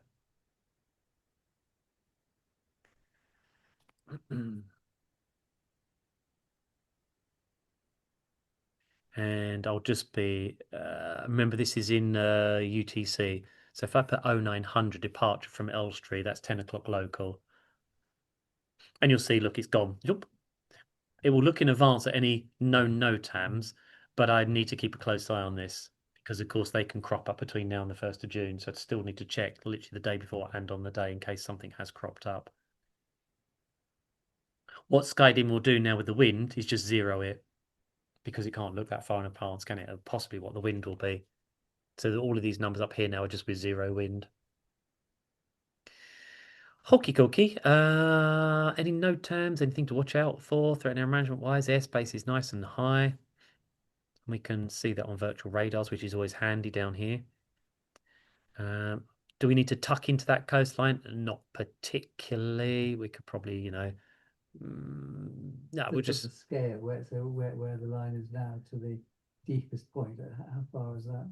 You can see down here 2 nautical miles, so that's about 2 miles. So we might choose on the day. Remember we wouldn't necessarily fly exactly this line unless it was one of those we need to avoid restricted areas, etc., etc. We would look at this on the day and decide whether we're going to cut across here or actually go around, etc., etc., depending on timings and things. Is that so you're obviously like glide distance to land? Yeah, absolutely. Yeah. Remember, we want to minimize. At the end of the day, we're always trying to do this as safe as possible. Now, the safest thing to do, of course, is not go. Because if we don't go, then we can never be subject to a problem, can we? But where's the fun in that? Yeah, of course it is. Yeah, absolutely. So we want to try and minimize the time that we put ourselves into potential harm's way. If we can zero that, amazing. But the reality is, like driving a car, you can't possibly, you know, mitigate from every single possibility completely 100%. So we're going to try and minimize them as much as possible. So at any point in time later on, when we look at the other parts of this route, we wear life jackets because we might spend more time over water, and we have person located beacons with us. We fly in not tight formation, but within sight of one another. So if somebody has a problem, we can relay messages, all these sorts of things. We put a lot of mitigating factors in. And we've got air tags. So visually on the day, we might just sort of actually cut in slightly, so a bit closer to the shot. But I'm not going to draw that on there right now. There's no need to. It won't impact. Yeah, all sorts of things. Past deal. But what I will do is I will just maybe for now put that a bit more around the coastline, because I want to just make sure if we did hug the coastline, it's not going to nudge that up to the 3-hour mark. So I've got to be a bit careful with that. Round past Folkestone. Yup, what's this? Danger area. Danger. Shooting. 141, surface to 3,200. Can we fly over the top of it? Airspace wise, yeah, the airspace around here is high. You know, there's nothing shown on my chart, so airspace is probably at least 5,500 feet or above. So if the cloud would allow, we could fly straight over the top. Do we want to fly over the top? What is there? Ranges. On the ILS for Liz. Yep, there's the ILS for Lid as well. But look, there's the Hythe ranges. If I move my mouse, unfortunately, disappears off the screen. Location, Hythe ranges, ident EG, so England, danger area 141, active every day by telephone. So we could call them and see if they're active. Also, London Info might be able to tell us if they're active if we wanted to fly through them. A pretty busy spot. It is. Do we want to fly through it? Do we want to fly over it? Should we just fly around it? Fly around it. Maybe around, knowing what some people are like with their weapons. Yes. That's a fair shout. I'm not going to say anything on camera, but yeah, but I'm not going to say anything on camera. Anyway, so the plan would be probably to avoid it, but with the backup of actually on the day, I would call and see if they're active. So we could just fly through it then if it's not active. So I'm going to plan for the worst. I go around. But that route you've actually selected is good because, of course, the danger is actually going into the sea. Yeah. Yes. So actually, that side of it is benign. Unless someone says, "There's a helicopter." What? Where? Okay. Yeah. So that's right. So we're actually flying away from the danger, aren't we? Of such. But we'll just check on the day. So make a mental note. Danger area 1, and we'd have loads of notes on our legs. Danger area 141 marked on the map. Blah blah blah. I'll just see if they're active or not. If they're not active, fine. We can just carry on with the coastline as necessary. If they are active, fine. We've already got a plan to avoid it now. So that's why I say quite often we've got multiple plans. That does, as you say, put us right in the ILS for lid. So way before then, if we are planning to do this, we'd better call lid, hadn't we? And just check if we've got any conflicting traffic. So therefore, somewhere back around the Folkestone area would be time to call lid, wouldn't it? Yeah.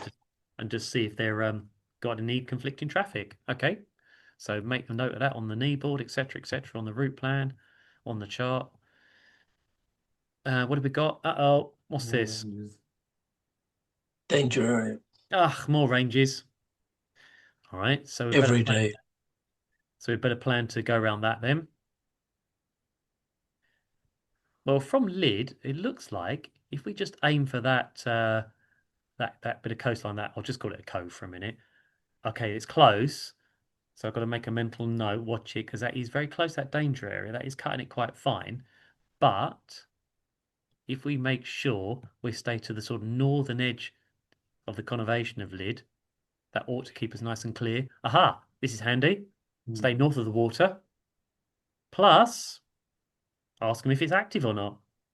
So I need danger area 141 and danger area 044 to see if they're active. If they're not, great. If they are, stay away from them. So we plan to stay away from them, but if they're not active, we've got more choice to fly through then, haven't we? Happy with that? 2 hours 35, so we've got no massive impact on the timings for a minute. Let's carry on going round. I can sort of, start to really tweak it. Past Metal Mickeys, we'll come back to that. Around the coastline. Anything to worry about around here? Paragliders. A lot of paragliders around Beachy Head, all the way along the Seven Sisters.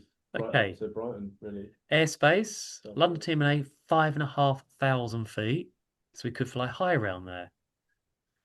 Something else that we might have just overlooked around this section as well.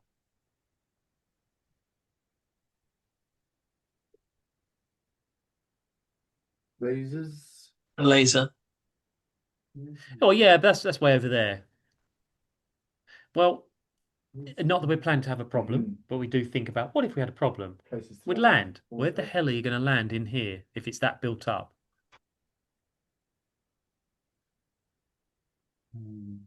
Metal Mickeys. Yeah. So I'm not going to do this to every single place, but it won't follow. If you looked on Google Earth, is there a strip of land where we could land the heli in the event of a problem? Or are we in the water? If the answer's in the water, okay, perhaps we ought to have a life jackets on for this leg. Yeah. I say not that we're planning to have a problem, but we always work on worst case scenario. So we might want to consider that, might we? Or we fly inland, for instance, or we fly high enough to auto rotate. That's necessary. Remember, we're always planning for the worst. Okay, so that is a consideration, isn't it, to think about? Around the coastline, same with Eastbourne. Got to think about whether we could happily land safely somewhere. If the tide's out, there's beach, but if the tide's not out, there might not be any beach to land on. Around Beachy Head. Tides, you can get the timetables. Yes, you can. Yeah, that's right. Yeah, that's right, because they're well known, aren't they? So we could look at the tidals if we need to. Around here, anything to watch out for, anything to avoid? What have we got down here? Yeah, great bit of coastline to fly around. So got to talk to Shoreham, even though technically we just fly straight over the top of them and not talk to them, but that might not be a clever idea. It would be prudent to talk to them. So another frequency change. So what we might find, therefore, is when we're down here, we said about talking to lid, but who are we going to be talking to beforehand? Because back over there we were on Southend, or round here we'd probably be on Farnborough, or maybe London Info. It'd be one or the other. Lid back over to whoever, Farnborough or London Info. As we get round here, so we'll try and make a note as we get round the sort of Brighton racecourse time, somewhere around about here, maybe a bit earlier, maybe as we've just gone round Beachy Head over to Shoreham, so they can be aware of our presence and see if they've got any conflicting traffic of any description. Over the top, along the coastline, and then probably back onto whoever we were with, Farnborough or London Info, for instance. Around the coastline, past Bailiff's Court. That's a nice place to go for lunch.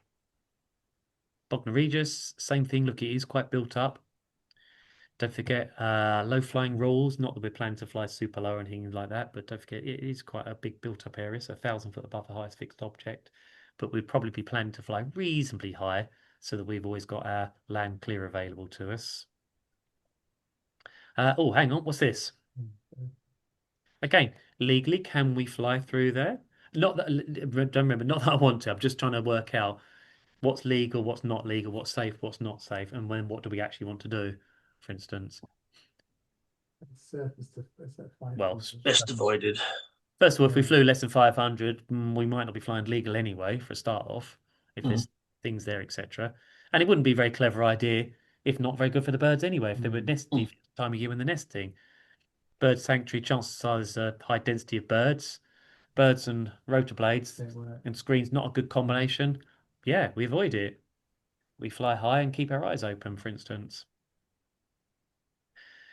Bit more around the coastline, another bird sanctuary to watch out for and be aware of. Do you really remember it to be a different, having more birds in those areas from the previous one? Oh, do you know what? It really does depend on time of year. I mean, you can't say, and therefore you won't find any birds around here because you might find loads around there. It's just that what they're asking is, being a sanctuary, it's usually some sort of nesting ground, isn't it? Safe haven for them. The last thing they want is a load of helicopters. Absolutely, yeah. It's low level. That wouldn't be very nice. From that perspective, I understand. Yeah, and you know, we want to promote helicopters in aviation, not what a nuisance they are because they keep scaring all the birds. Exactly. Yeah, so we'll stay away from them. So we'll stay at sensible height / altitude and try and go around them wherever possible. Of course we would.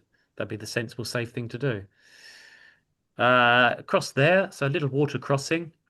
How far is that across from there to there? We can see a scale down there. Look, there's 2 nautical miles. And if I can't remember if I can do it on here. Are the arrows on the 6, 7 indicative of a distance? No, they're just. I think they're just randomly. That's right. 5.9. 5.9. Now, if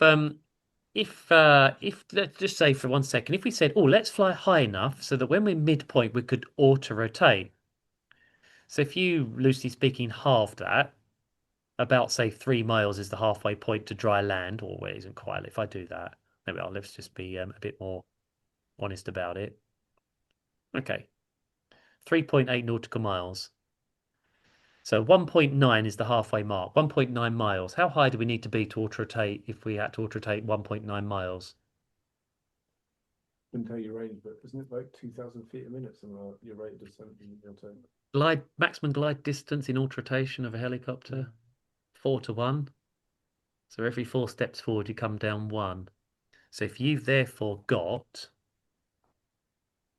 1.9, so let's just say 2 miles. Half a mile. That's like half a mile up. You'd have to be at least half a mile is. About 2,600 and something feet. Yeah. So it's possible. And then that just takes you to built up areas. It does, but there's at least a beach there, for instance, and shallower water. Right. So one would think perhaps we ought to fly higher. Can we fly higher?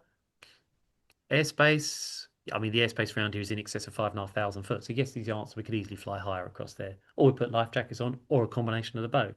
Remember, we're just going through the process of now we're into the sort of the threat and error management and stuff, aren't we? Looking at places to avoid, the thoughts of flying over water. Just before taking the journey across the water, go slightly further to the west before dropping down. Yeah, you could even go to there if you really wanted to, but is that necessary? I would want to also rotate halfway. What we're thinking of is, what if the engine fails? It's really unlikely, but a big part of training is all about emergencies. What if something does actually go wrong? Think about again, not to worry anybody, learning to drive. So in your winding the clock back a little bit, learning to drive, How much of your learning to drive was dealing with what if you have a blowout of a front wheel, a back wheel, more than one wheel, or tire, I should say? What if the wheel came off? What if the engine quit? What if you're hit a patch of ice?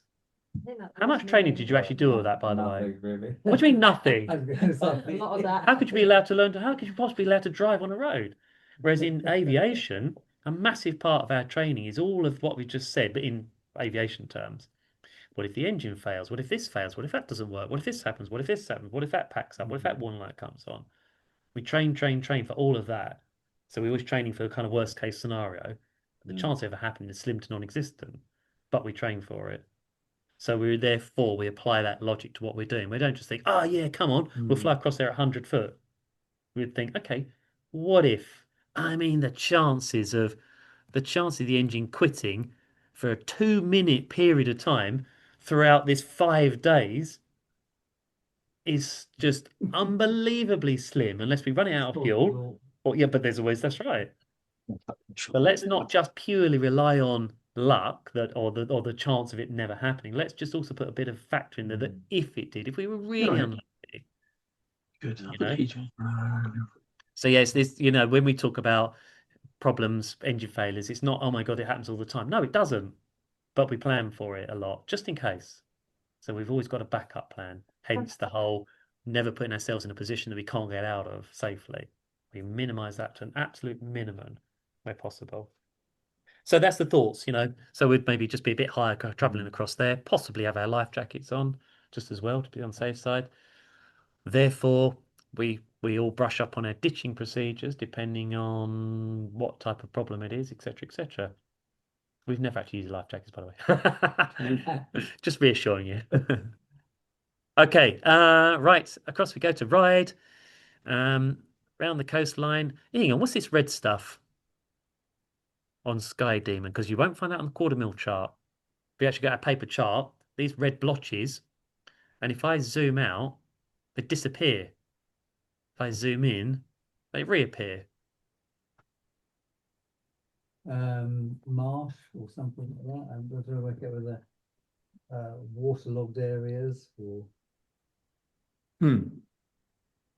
absolute guess. Here we are. Noise sensitive areas. Yeah. Okay.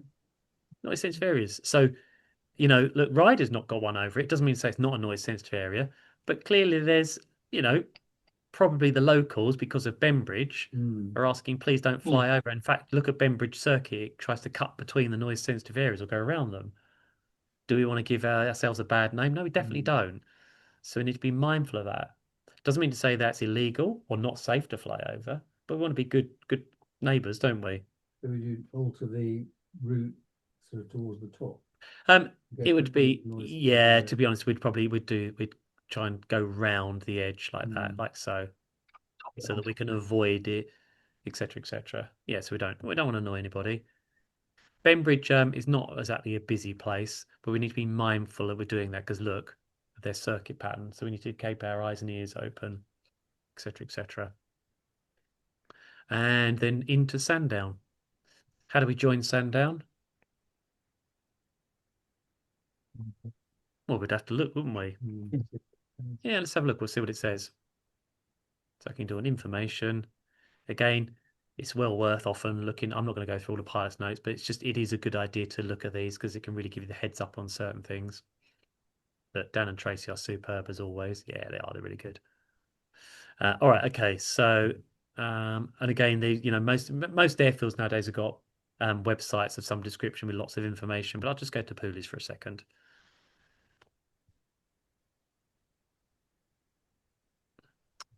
So we can see it's a Sandown radio. Yeah, okay. So definitely not air traffic control. Actually longer than Elstree's runway. So get an idea of size. Elstree's about just 632 meters, I think the runway. I think off the top of my head. So you can see their runway is longer, but a grass runway. Talks all about it in here. Look, they have got. What's the runway for?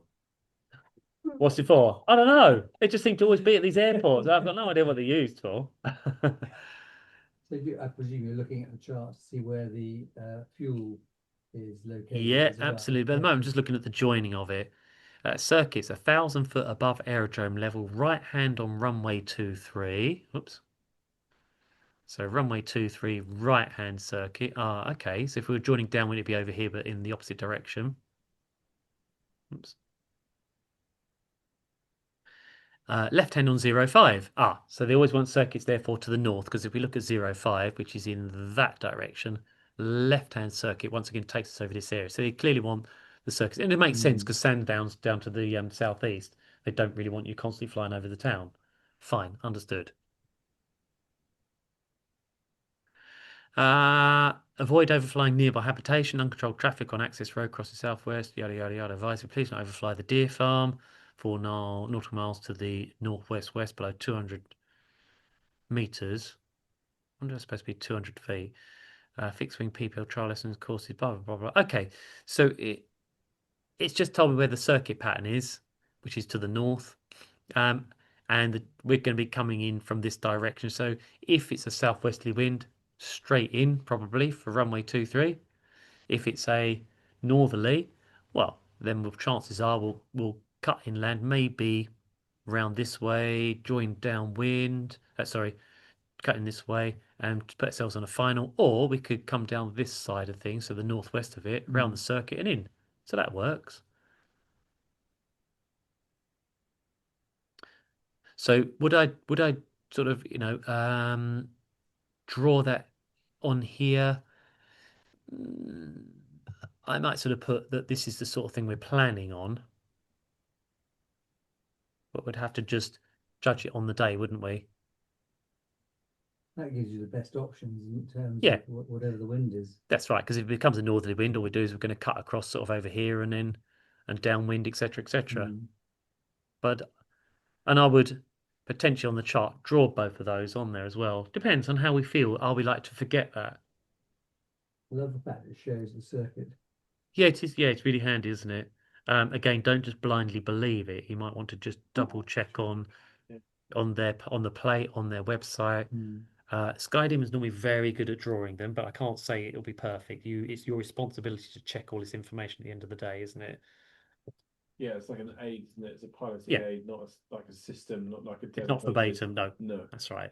But it is generally pretty good, but it's down to you still.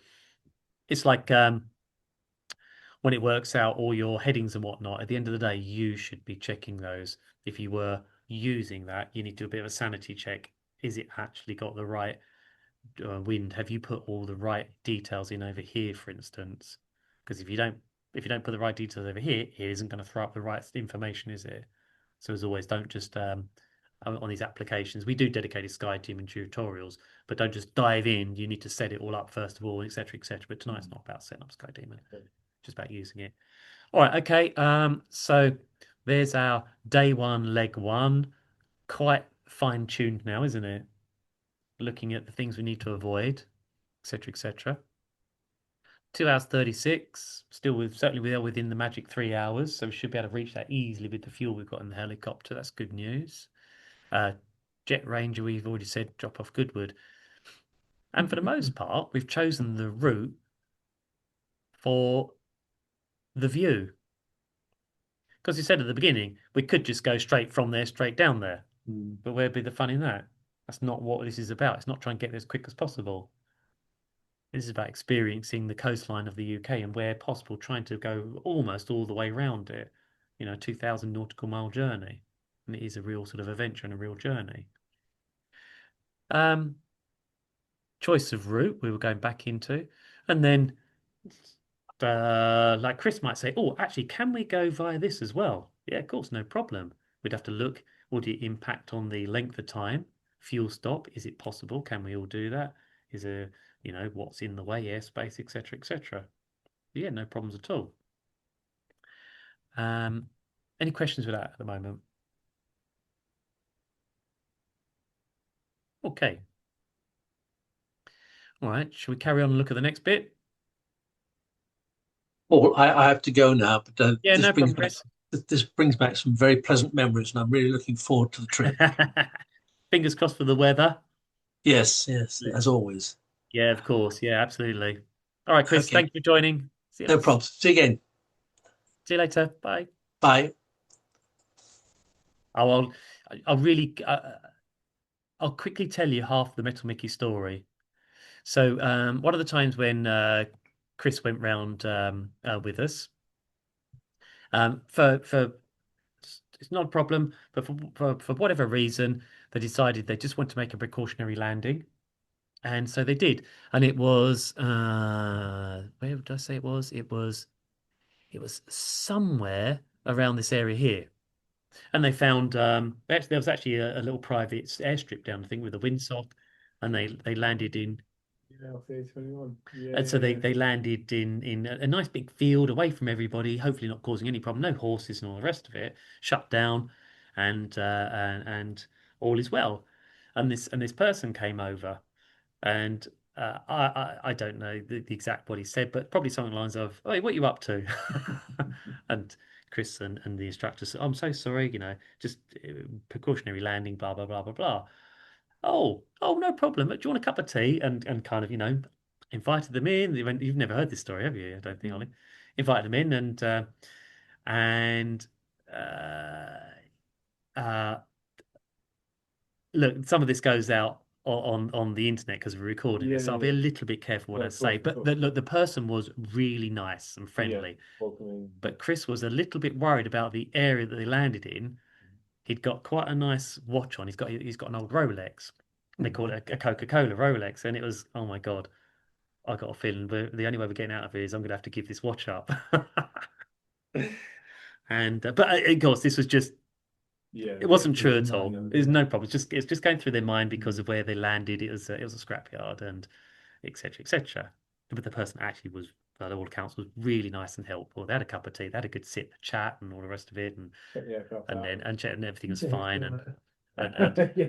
Yeah, it was then a case of crikey, maybe we're going to get back to helicopter. It's going to have no skids, no rotors on it, no engine. Anyway, they got back to the heli, and of course it was fine, and they took off and all the rest of it. And I can't think when we caught up because this is quite a few years back. And we're kind of like, what happened to you guys? Nothing.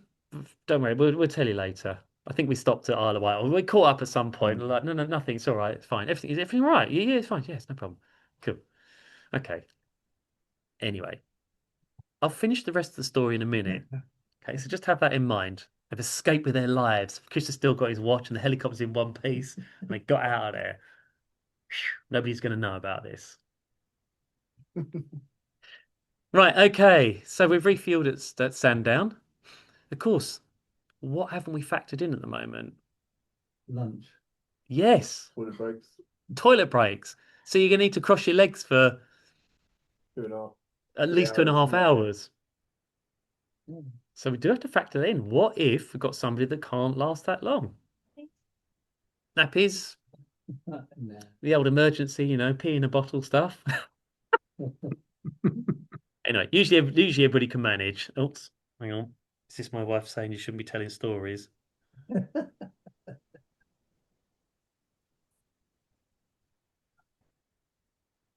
do you want to drink? I'll grab it. Coffee? Coffee? Anybody else for drinks? No, it's just all your reminders for the end. Oh yeah, thank you. I was thinking, oh no, what have I said? I mean, you've nearly said a lot, so let's just leave it there. I'll just leave it at that. But at the end of the day, precautionary landing is what you do if you're not happy about something, aren't you? That's all it is. Simple as that. Anyway, okay. Right, carrying on. So now something I'm going to be a little bit careful of is because I've clicked the next leg, because I did a land here, it's defaulted back to being today or tomorrow again down here. So I need to now change that again to the 1st of June. You can like a reassessment, obviously check how much time you've taken for the leg you've done. Yeah, that's going to have potentially. any impact on the second leg of that day. Yes, potentially, yeah. Although often what we then do is when we get to the day, rather than doing the specific time, we leave it as being today or tomorrow. So it'll flag up all the NOTAMs of that day and the next days once we can look ahead. So I'm doing this for now because it'll show predicted NOTAMs, etc., etc. All right, let's just say we got out of here, just to say locally at 10, Sandown, just under 2.5 hours, 11, 12, 12:30, down there at Sandown. Chances are it's going to be By the way, jet range has gone to Goodwood at this point, and Cat caught up. 12:30. Let's just say an hour. 1:30. So therefore, I'm going to just change this to 12:30 Zulu, which is 1:30 local time, to see 3.5 hours to get to target location. Righty ho. Now this one allegedly is only an hour and 9 minutes. You can say something, John. It was just before you changed the date. There was like a swarm of 150 unmanned airships. It was like a warning on the right hand side. I was like, but luckily it's gone now. It's not on the first. Oh, damn it! I was looking forward to looking at That'd be a that. spectacle. That'd be a spectacle, right? So like we've done, get out of Isle of Wight, out of Sandown, round, we go. Okay. Now, how are we going to handle this bit? If I just put, for instance, Swanage for a second, that's it's hardly a lot, but it's 12 minutes over water with life jackets, etc. Remember, the time of year we're going, the water's not exactly freezing cold, so I'm not too worried about hypothermia. People swim, but sorry to interrupt, Paul.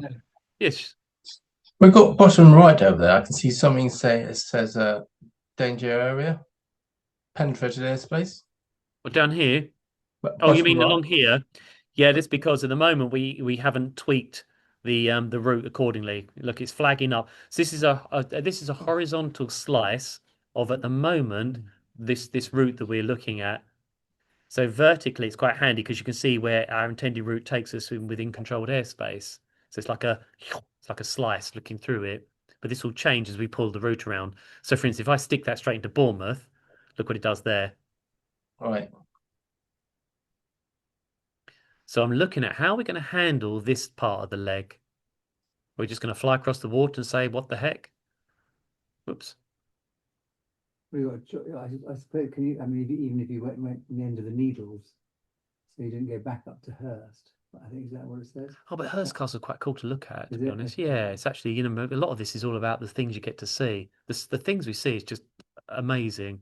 It's fantastic. This is one of the reasons why we choose the route we're choosing. It's all about the experience of what you're going to see and the airspaces you're going to fly through and all these sorts of things. It's not how quick we can get there, because this is not the quickest way down to Padstow or to Rock Helipad / Padstow. This is all about that experience, that journey. I suppose you'd have to sort of go along with. But safety-wise, we could do this at the end of the day. But why don't we just not go to Christchurch? Yeah, exactly. Why don't we just go across like this? I'll just put there for a minute like that. And just sort of hug that coastline again, more or less. If it's an emergency, you just let them know, and yeah, we can go down on the beach because there is beach along there when you look at this. So I'm not going to look at every single beach. But what's the problem with doing that? Or is there a problem? Well, you're adding slightly more time, but a negative amount or negligible amount. Yeah, well, it's Class D airspace. It's Bournemouth, CTR. Is that a big problem? Yeah. Do we not need to ask permission? Yeah, of course. Zone transit. Let them know. Yeah. That's it. And in an ideal world, a zone transit after you've been taught is a no big deal. It's just asking somebody, can we just fly through your zone? It's a simple process. And when we think about, look at Bournemouth's runway direction, what are the chances we're going to cause a problem by just skimming through that southern edge, nipping in? Are we likely to have a big impact? No. So whilst we can't guarantee it, the chances are that's really not going to be a bother for them, because we're just not causing an issue. We're just nudging by what, quarter of a mile, half a mile at the absolute most into their CTR. But what if they do say no? You have to go just south of it, wouldn't you? Yeah. Otherwise, we're then talking. If they said no, you have to go around. Okay, now that's quite a big impact on time if we did that, isn't it? So that would be a problem. So, I mean, if there was like a real emergency and you're outside control airspace, surely you're allowed to go in it. Of course you are. Yeah, generally speaking, yes. So, but we're not talking real emergency. We're going out there for fun, aren't we? So what's another way? Let's just say this is the first time you're doing it. You've got no experience of Bournemouth, having never been there before. God, I wonder if they'll let us do that. Ring them up in advance. Yeah, just ring them up. So look, this is what we're planning to do on the 1st of June, somewhere around about, I don't know, 1 o'clock time-ish, if we're lucky. is we would like to follow that coastline. What are the chances? They might say, not a chance in hell, no chance whatsoever. Okay, we'll have to have another plan then. Or they might say, yeah, don't see why not. Shouldn't be a problem. If you sort of know more than, whatever, half a mile inside of it, don't see any reason why not, as necessary.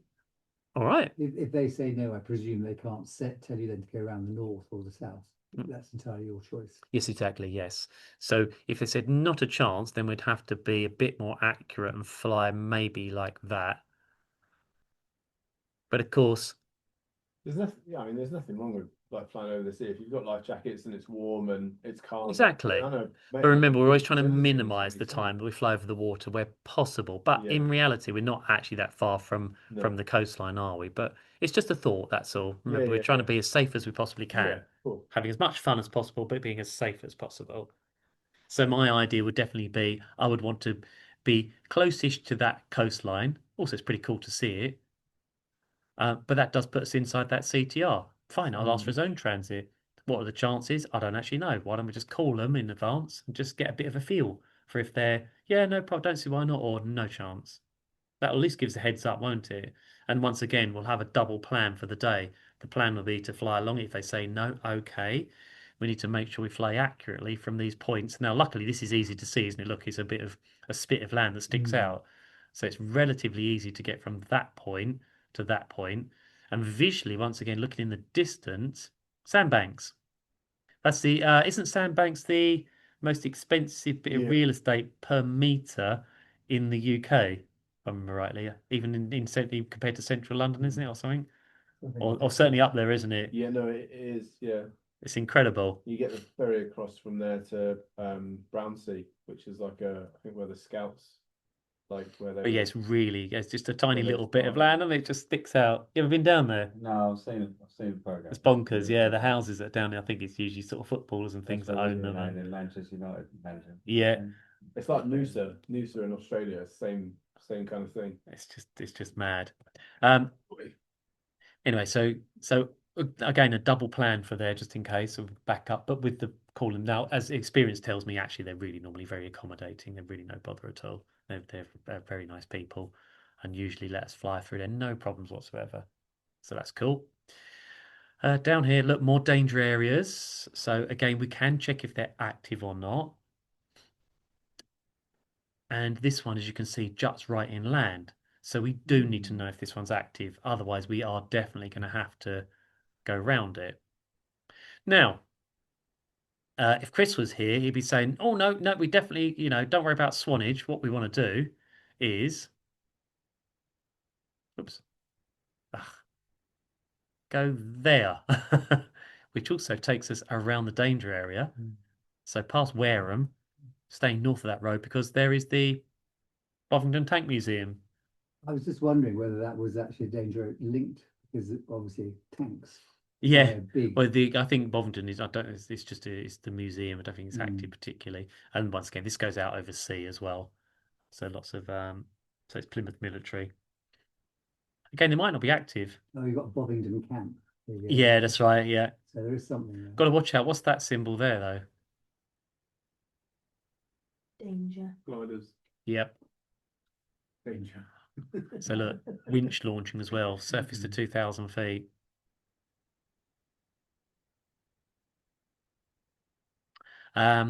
Okay, so sounds like a good plan to go to our Bovington Tank Museum, because it's pretty cool to fly over it, if I'm honest. It's all right. And Chris will murder me if we don't do that. You can't go over like Lowell's Cove and. Well, we can. And Perry Rocks and that. Yeah, we can. Oh. But it's just about asking. Yeah. So yeah, we could. It's a real nice strip of coast. Yeah, we could do quite easily exactly that, but we'd need to ask, because that's a danger area up to 15,000 feet. So there's no way we're going over the top of it. And even if we did, you wouldn't see a lot, would you? So yeah, we could have as a little backup plan. And once again, a little note. How are we doing? 1 hour and 13. That's all right at the moment. We put sort of locally 1:30. Add an hour and 13, which in reality is an hour and a half. 1:30. That's 3 o'clock-ish at the moment for Dunk as well. It's not too bad. It's all right. We'll keep an eye on that. because otherwise we might not go all the way down to here, for instance. We might have to start thinking about just cutting across. And of course, oh yeah, because once again, we've got another danger area. So do you know what?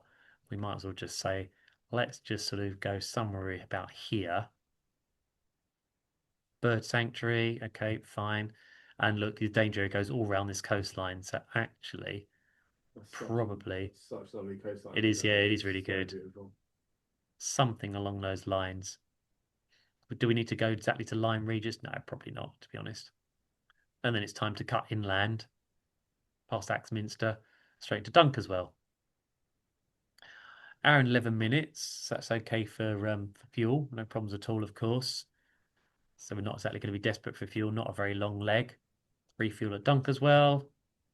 How am I doing on time? I've got 6 minutes left. All right. So again, we'd look at Dunkerswell, joining procedures, etc., all these sorts of things, where the fuel pump is. And then we're on to the final leg. So we said that one, hour and 11 minutes. Let's call that an hour and a half with startup and shutdown and whatnot. We were sort of figuring 12:30-ish. So like I say, Zulu wise, that's somewhere around about 2 o'clock Zulu on the ground for an hour, 3 o'clock Zulu. Oh, that's getting close to 4 o'clock local time. So 3 o'clock Zulu. So once again, I need to change this specific time. The 1st of June. 1500 Zulu. So 4 o'clock local. Okay, next leg, 2 hours. 4 o'clock local, 5-6 landing at Rock. Ooh, it's getting later, isn't it? You've just missed the last ferry. Yeah, that's right. We do not want to miss the last ferry, so we'd need to look that up. Last ferry is about 6:30, I think, but it does depend on the tide, so we do have to look that up in advance to determine whether we can actually make this or not with the route we've got planned, or we cut the Margate bit off of the first leg. Remember, that's the one we can really trim and save a bit of time if we need to make it up for the rest of the journey. Okay, out of Dunkerswell.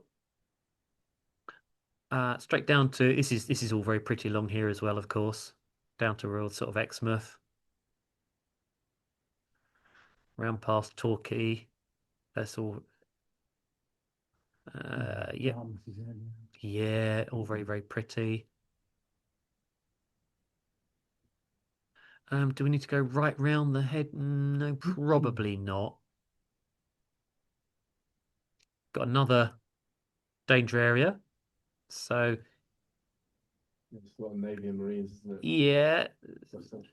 So again, it would be nice to and you know, we can see that actually if we need to, we can fly around that north side of that part of the town through that gap without too much of a problem. And that'd be very easy visually to navigate as well, because you've got this big built up area. There's an obvious gap with a bit of an estuary. So if we just make sure we fly through there, we'll stay clear of the danger area. We could also check if the danger area is active or not. So we've got a good plan for that part of it. Restricted. Around here. Okay, so we need to make sure we're south of that. How do we make sure we're south of that? Well, visually flying south of this part of Plymouth, eyeing it in the distance, we can see White Sand Bay. Oops. So if we were to visually fly a nice straight line across, we would remain clear, and we'll have our iPads on the rest of it at the end of the day as well, and our maps. Past Lewes, all again very pretty down there. Lots of Valley. Ah, this is a great place, by the way. Carline Bay, we stayed there once. That was awesome. That was really good. Nice golf course. Yep, it is. Yeah, it is very nice. Past St Austell, where the Eden project is as well. Down past Mevagissey. Got an area here. Look, Cold Rose, area of intense aerial activity. Surface to 6,000 active weekdays. So frequency-wise, it'll probably be a good idea to go onto Cold Rose just to see what's active down there.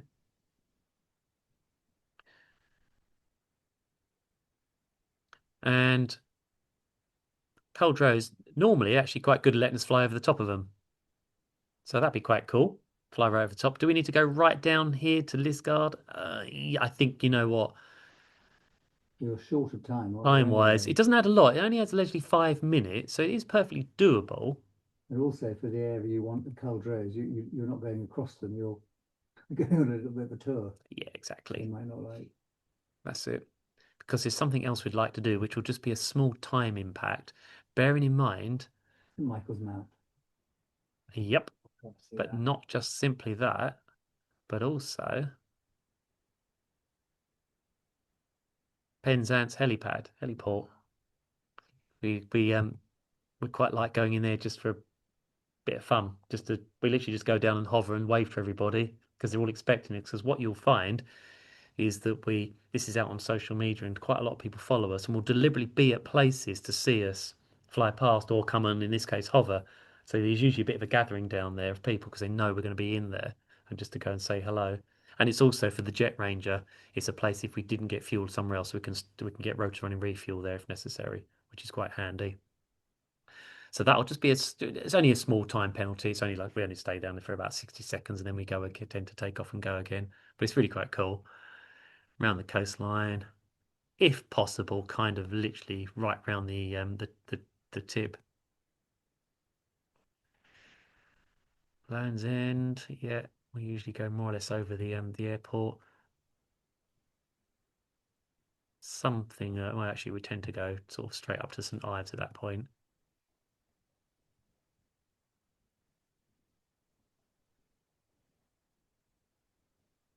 Yep, Port. So many good services.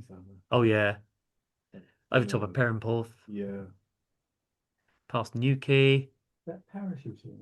Yes, it is. Yes. So again, calling them just to check. Don't forget, we're getting quite late in the day now as well.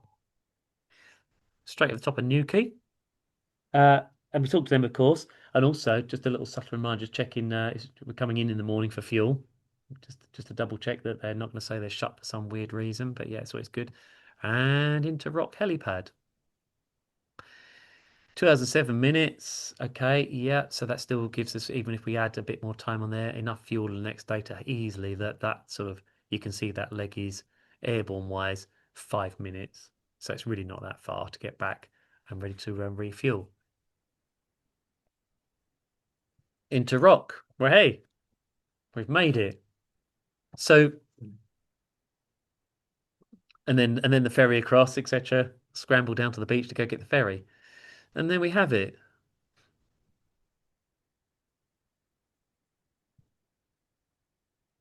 Now, of course, if we try to create a plug from this, oh my goodness, if we took, we just take the first day for a second, and if I just went up here, briefing pack, that's like, whoa, wait for it, because there's a bit more to it. But in reality, how much of that is actual heading holds? Very little, isn't it? So, and we create our own ones of these. But of course, this is useful because it'll have all of the frequencies that we'll need en route.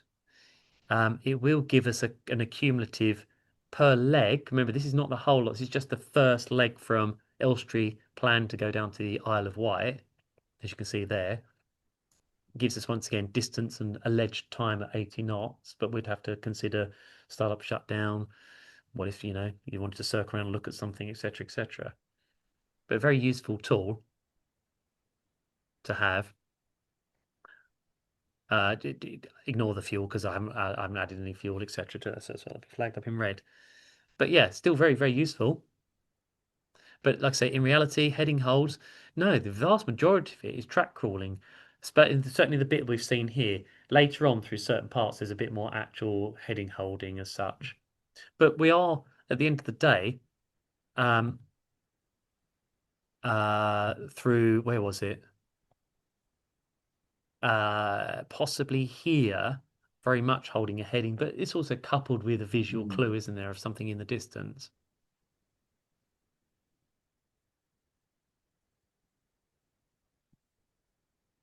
So each time you change the direction of the heading, it creates another entry in the chart. Yes, it does. Yeah, every time we put one of these little, that's right, every little kink we put in there. But I've done this mostly so that we can see the route, what we need to avoid, giving us a bit of a clue as to distance and time. And we can see that actually putting lots of little wiggly bends doesn't have a massive impact on the time. We all think it's going to take an awful lot longer, but it doesn't make a huge difference. It's not like we're doubling back on ourselves permanently. We're only making a small little wiggle here and there, etc., etc. There we go. That is day one planned. Will it be exactly what we fly? Chances are no. The chances are it's not. It will have to be tweaked depending on what time we get out of here, due to people disappearing off to the cafe, to if the weather holds us up at all, etc., etc. Yeah, somebody. That's right. Yeah. Oh, we just leave them behind. Right, Catherine just asked me to remind everybody, you can follow us around the UK flight using things like Flight Radar or ADSB, or whatever planned stops released nearer the time. Like I say, we might tweak this route a little bit. So anybody does want to follow us on social media ADSB, we usually put it out there as to what is going to be our actual intended next stop. And next ground school, 16th of June, aircraft general knowledge. And we're planning, if the weather is nice, this will be after going around the UK, so we might be able to tell you a little bit what happened. We'll head out onto the airfield and do a live daily inspection of one of the helicopters, whether it be the 2244 Cadbury G2 or Jet Ranger. We'll see. Maybe we'll take a vote on it, see what everybody wants to have a look at. Right, everybody's still there. Look at that. Thanks for joining. Hope that's whetted your appetite. Anybody for the future, or anybody that's coming with us, give you a little bit of a taste of what it's all about. Remember, that was just day one. There's still another 4 days after that to go.